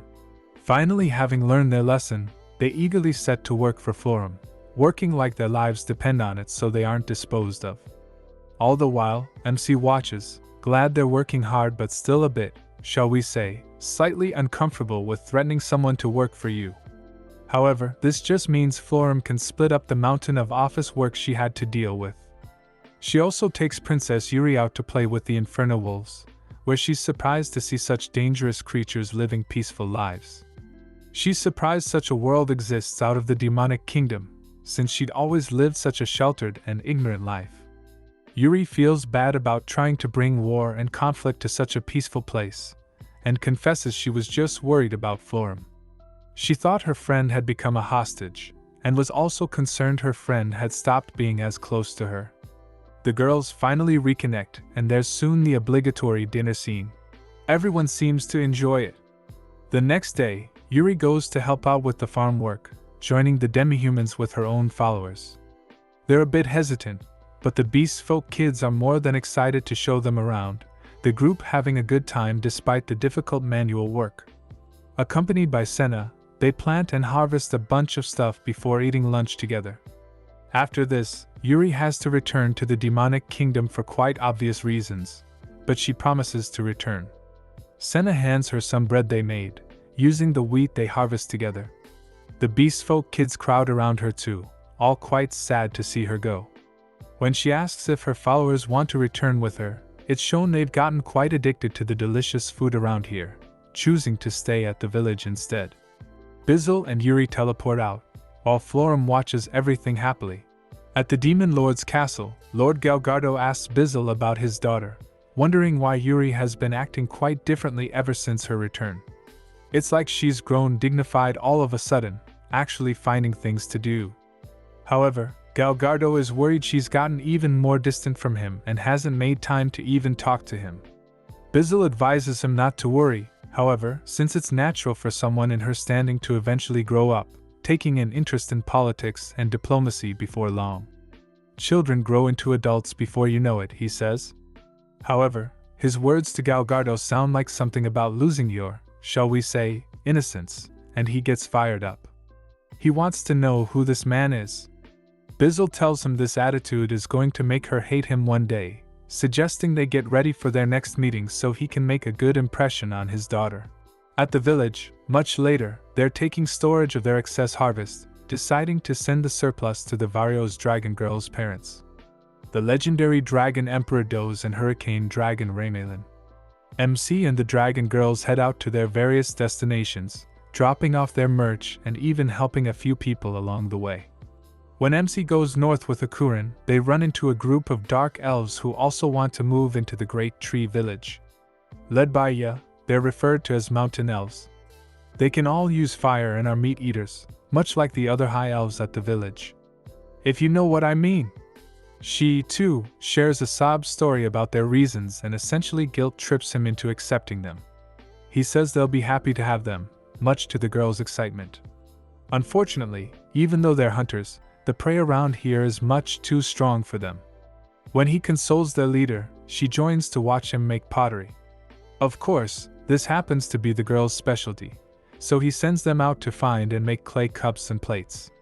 The next day, the High Elves report they've found an entrance to a new dungeon in the north. They want his permission to survey it, and he tells them not to do anything too drastic. A group of High Elves, Inferno Wolves, and Lizard Folk head out there while MC takes the chance to relax in the baths. Of course, just like Good Luck, girls seem to follow him everywhere, and Florum and a few lizard men end up accosting the three demon girls, who are hoping to get a chance to get closer to MC. Florum tells them they're literally the lowest ranking members in the village hierarchy, advising them not to try anything like that in the future, or they'll be disposed of. Before long, the dungeon survey party returns. The group recommends they send an extermination party north, explaining a viper was seen there. The girls say they must defeat it, since its meat is incredibly delicious. It's essential to the survival of our race. They cry. The mountain Elfia informs him, however, this is because the meat is said to improve husband-wife relations and bless you with children, since it fills your body with vitality. Upon saying that, she too joins the other High Elves, blushing as she envisions her future with MC. Flabbergasted, he says they should talk it over with the other residents of the town. And thus, autumn fades away as winter approaches again. MC visits Rue, who has gotten ill recently. She assures them it'll be alright, and that she's just having a slight cold. When Senna hears about her symptoms, she tells them she actually knew someone from her village who experienced similar things. And what happened? MC asks, anxious. Everyone leans in. Well, we congratulated them on the baby. The story continues that following spring, with the sun shining down on the happy citizens of the Great Tree Village. The vegetables all look so much brighter and more colorful after sunbathing for a while.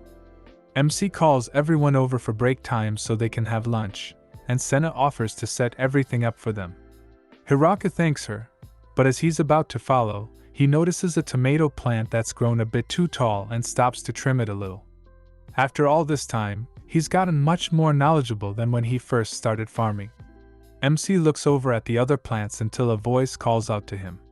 It's Rue, who's out in the sun with a white parasol. She beckons him over, saying it's break time. The two of them go and sit on a blanket under a nearby tree, beside the other girls. Rue advises him to take breaks himself, and he tells her, when he looks out at the crops, he just can't help himself. His wife smiles and gestures for him to give her his cup, so she can summon a little bit of ice. There's a brief glow and a few ice cubes appear in his drink. Watching this, he wonders about how magic is so great. It's all basic stuff, of course, but it makes him feel much better already. Rue tells him if he works too hard, he'll collapse, but he brushes it off since he'll be fine. More importantly, he says, is it alright for her to be walking around? After all, she's got a child coming along. But Rue just replies she's okay now and she's actually heard it's good to get some exercise and still. Obviously, she can't push herself too hard, but she's heard from the other girls in the village that you should still keep your body in shape. In fact, Rue heard a few of the ogre-maid girls had actually given birth themselves, which really assures MC, since he doesn't know much about this topic. It's still strange for him to think that she has a child inside her belly, and he wonders what it must feel like for her. In fact, the other girls are also curious too. That night, Senna, Hakurin, Lasti, Ria, Florim, and Antia are all gathered around the table with Rue, asking about how she feels. Rue thinks for a minute and says it's like she's holding 2 heads of cabbage in her tummy. Tia imagines always having 2 heads of cabbage in her stomach and remarks it must make her feel quite heavy. On the other hand, Ria's cheeks turn a little red as she calls Rue lucky. Senna wonders whether it's a boy or a girl, which makes Hakurin ask about any methods to determine the child's biology. Florim and meanwhile offer to help if there's anything they can do to make her feel more comfortable. Rue ponders this for a little but informs them she's feeling a lot better now, and the only thing bothering her is that she can't drink any alcohol, which elicits an exasperated sigh from the rest of the girls. The next morning, as Zabuton begins making a ton of baby clothes, the angels report to MC with a request. It turns out, the other girls in the village feel bad since they're drinking while Rue can't. Unfortunately, they can't bring themselves to quit. Whenever they think about eating without alcohol, their will begins to crack, so they ask MC to sell off all the alcohol instead. At this point, the only option is to remove the cause of their suffering. Hiraku advises them to calm down since they'll definitely end up regretting it if they sell all the alcohol. Besides, it's not something they can easily make a lot of quickly. He tells them the taste of alcohol changes the longer you let it age after making it, so he's sure if they can somehow hold off now, then it'll taste better in the future. Thus, the girls have something positive to look forward to. This decision has unexpected consequences. Or rather, consequences MC forgot about. You see, the dwarves were the ones making alcohol, and now that everyone suddenly tried to stop drinking, the dwarves were worried they'd done something wrong and people no longer liked their product. MC does his best to calm them down, explaining the situation to them. The dwarves had previously considered slowing down their production due to a lack of demand, but since they're sure everyone would be even more thirsty after their holdout, they decide to increase production to live up to everyone's expectations. Thus, the days go by. MC visits Rue to see how she's feeling, and she tells him she's not inside because she's feeling sick or anything. The sun just happens to be really strong, so she's playing it safe. After all, she's a vampire. Their attention then shifts to Rue's belly, which has gotten a lot bigger than before. They're sure the child will be along soon. MC sees some flowers on the table nearby and asks her where she got them from, and is told Tia and the angels came to visit her and brought it with them. It was found on a faraway mountain, having the ability to release cold air and cool the room. Just then, Yi shows up with some herbs to promote good health, and Lasti appears with a gem that's said to help with magic recovery. More girls keep showing up to offer gifts to Rue, and brings some pudding she made. Ria brings a good luck charm wreath, Hakurin offers to peel a few apples, and Flora brings tomato and tofu miso soup. Even other members of their farm show up, such as Kuro and Yuki with a rabbit they hunted, Zabuton's offspring with baby clothes, and the lizard men who offer their own blood to make her stronger. Unfortunately, her teeth aren't able to pierce their scales. That evening, while MC and Rue look out into the sunset in a room filled with presents, he finds a hammer which Donovan claimed would come in handy, but he has no idea how a hammer would be useful. Just then, Rue grows quiet and places a hand on her belly. It's time! The house is immediately filled with commotion as everyone rushes to help with the birth. The maids bring platters of hot water and plenty of towels, while Senna remains by Rue's side and holds her hands. MC sits alone in a side room, illuminated by only a single candle, hoping for things to go alright. In such a situation, he can't help but feel a little panic, but there's nothing left for him to do to help out. That is, except for going outside and visiting the place where the two first met, beneath the great tree. On his first night here, he watched the 2 moons in the night sky from this very place. Back then, he was alone and wanted to live somewhere by himself, away from everyone else. But now, he has others. Time passes, as MC sits in a daze, reminiscing about his past. Before he realizes it, It's soon morning and he returns to the house. When he enters Rue's room, he's greeted by all of the girls, who've gathered there to celebrate the occasion. Everything went great, and Rue is holding a baby in her arms. She tells him to go and hold him, but he's freaking out a bit as the girls offer him as much advice as they can. He's surprised by how much the baby is moving, and when the baby smiles, the other girls mention he's the father of the kid, which immediately makes MC realize he's indeed become a father, a feeling of pride settling in. Back in his original world, he was suffering from an illness, and he hopes the kid would never have to experience that.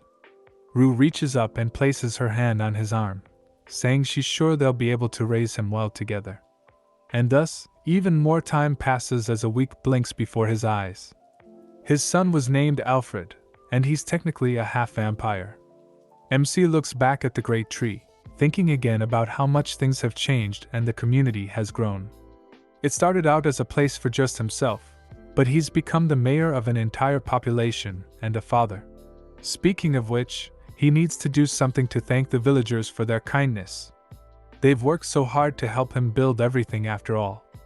Hirako calls a meeting with the other girls, saying they need to set up a new system in their village. Reward medals, which are given to everyone who worked hard to build their village. Flora asks what they're used for, and MC tells her they can be used to get basically anything they want, like goods and stuff. Like money! MC figured they would eventually need a system of currency. Currently, everything has been passing through him, but he's been planning a way for people to more effectively trade. After all, it would be easier instead of bargaining, since people would have a better way of understanding value. For now, however, they'll just be vouchers and each member would get 3. Some traded them in immediately, while others decorated their rooms with them. The most popular were trinkets or furniture that MC had to make by hand. Everything was going well until one of the young beast folk asked MC for a baby, instantly catching the ears of just about everyone in town. Hirako of course declines since he doesn't think the little girl knows what she's asking for. Instead, he takes them out to play and let them be the mayor for the day. A little while after that, it was finally time for a big feast to celebrate the birth of his son. Everyone in the village parties together, enjoying themselves. He's a little worried they'll get too drunk, after all. The only thing remaining is the mystery of Donovan's hammer, which he told Rue to bring to the festival. This becomes clear as the dwarves come in carrying giant barrels of alcohol, a special new kind of wine made just for the occasion. They use it to break open the lid, and the festivities continue. He never thought he'd be cracking open a barrel of wine in this new world, and calls everyone else over to partake. All of the other characters they'd met along the way join them, from the red slime to the dragon king. Unfortunately, Rue still can't drink since she's got to feed the child milk, so Donovan promises to keep some alcohol and let it age for her. Speaking of age, yes, this is all legal. At the Demon Kingdom Keep, the demons are having a meeting about the latest news from the Great Tree Village. Realizing they will likely be unable to challenge them, they decide it would be ideal to maintain amicable relations, or even marry someone over to ensure friendly ties.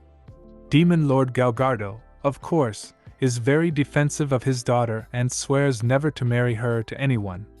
Elsewhere, the merchant Goron makes preparations to send his own congratulations, wanting to ensure their relationship with the village continues. As MC looks out over the town, he thinks about everything that has happened so far, like it's all been one wonderful dream. The scene from the opening of the first episode appears, telling us all of it has been real. The girls approach him for another meeting, where they discuss matters of more people joining, and they discuss setting up a new village to handle the influx of new people, with the girls resolving to do their best. The village had helped them before, and they want to do their part to help others. Everyone decides to do what they can to share their paradise, and naturally, perhaps have hundreds of kids with Hirako or something.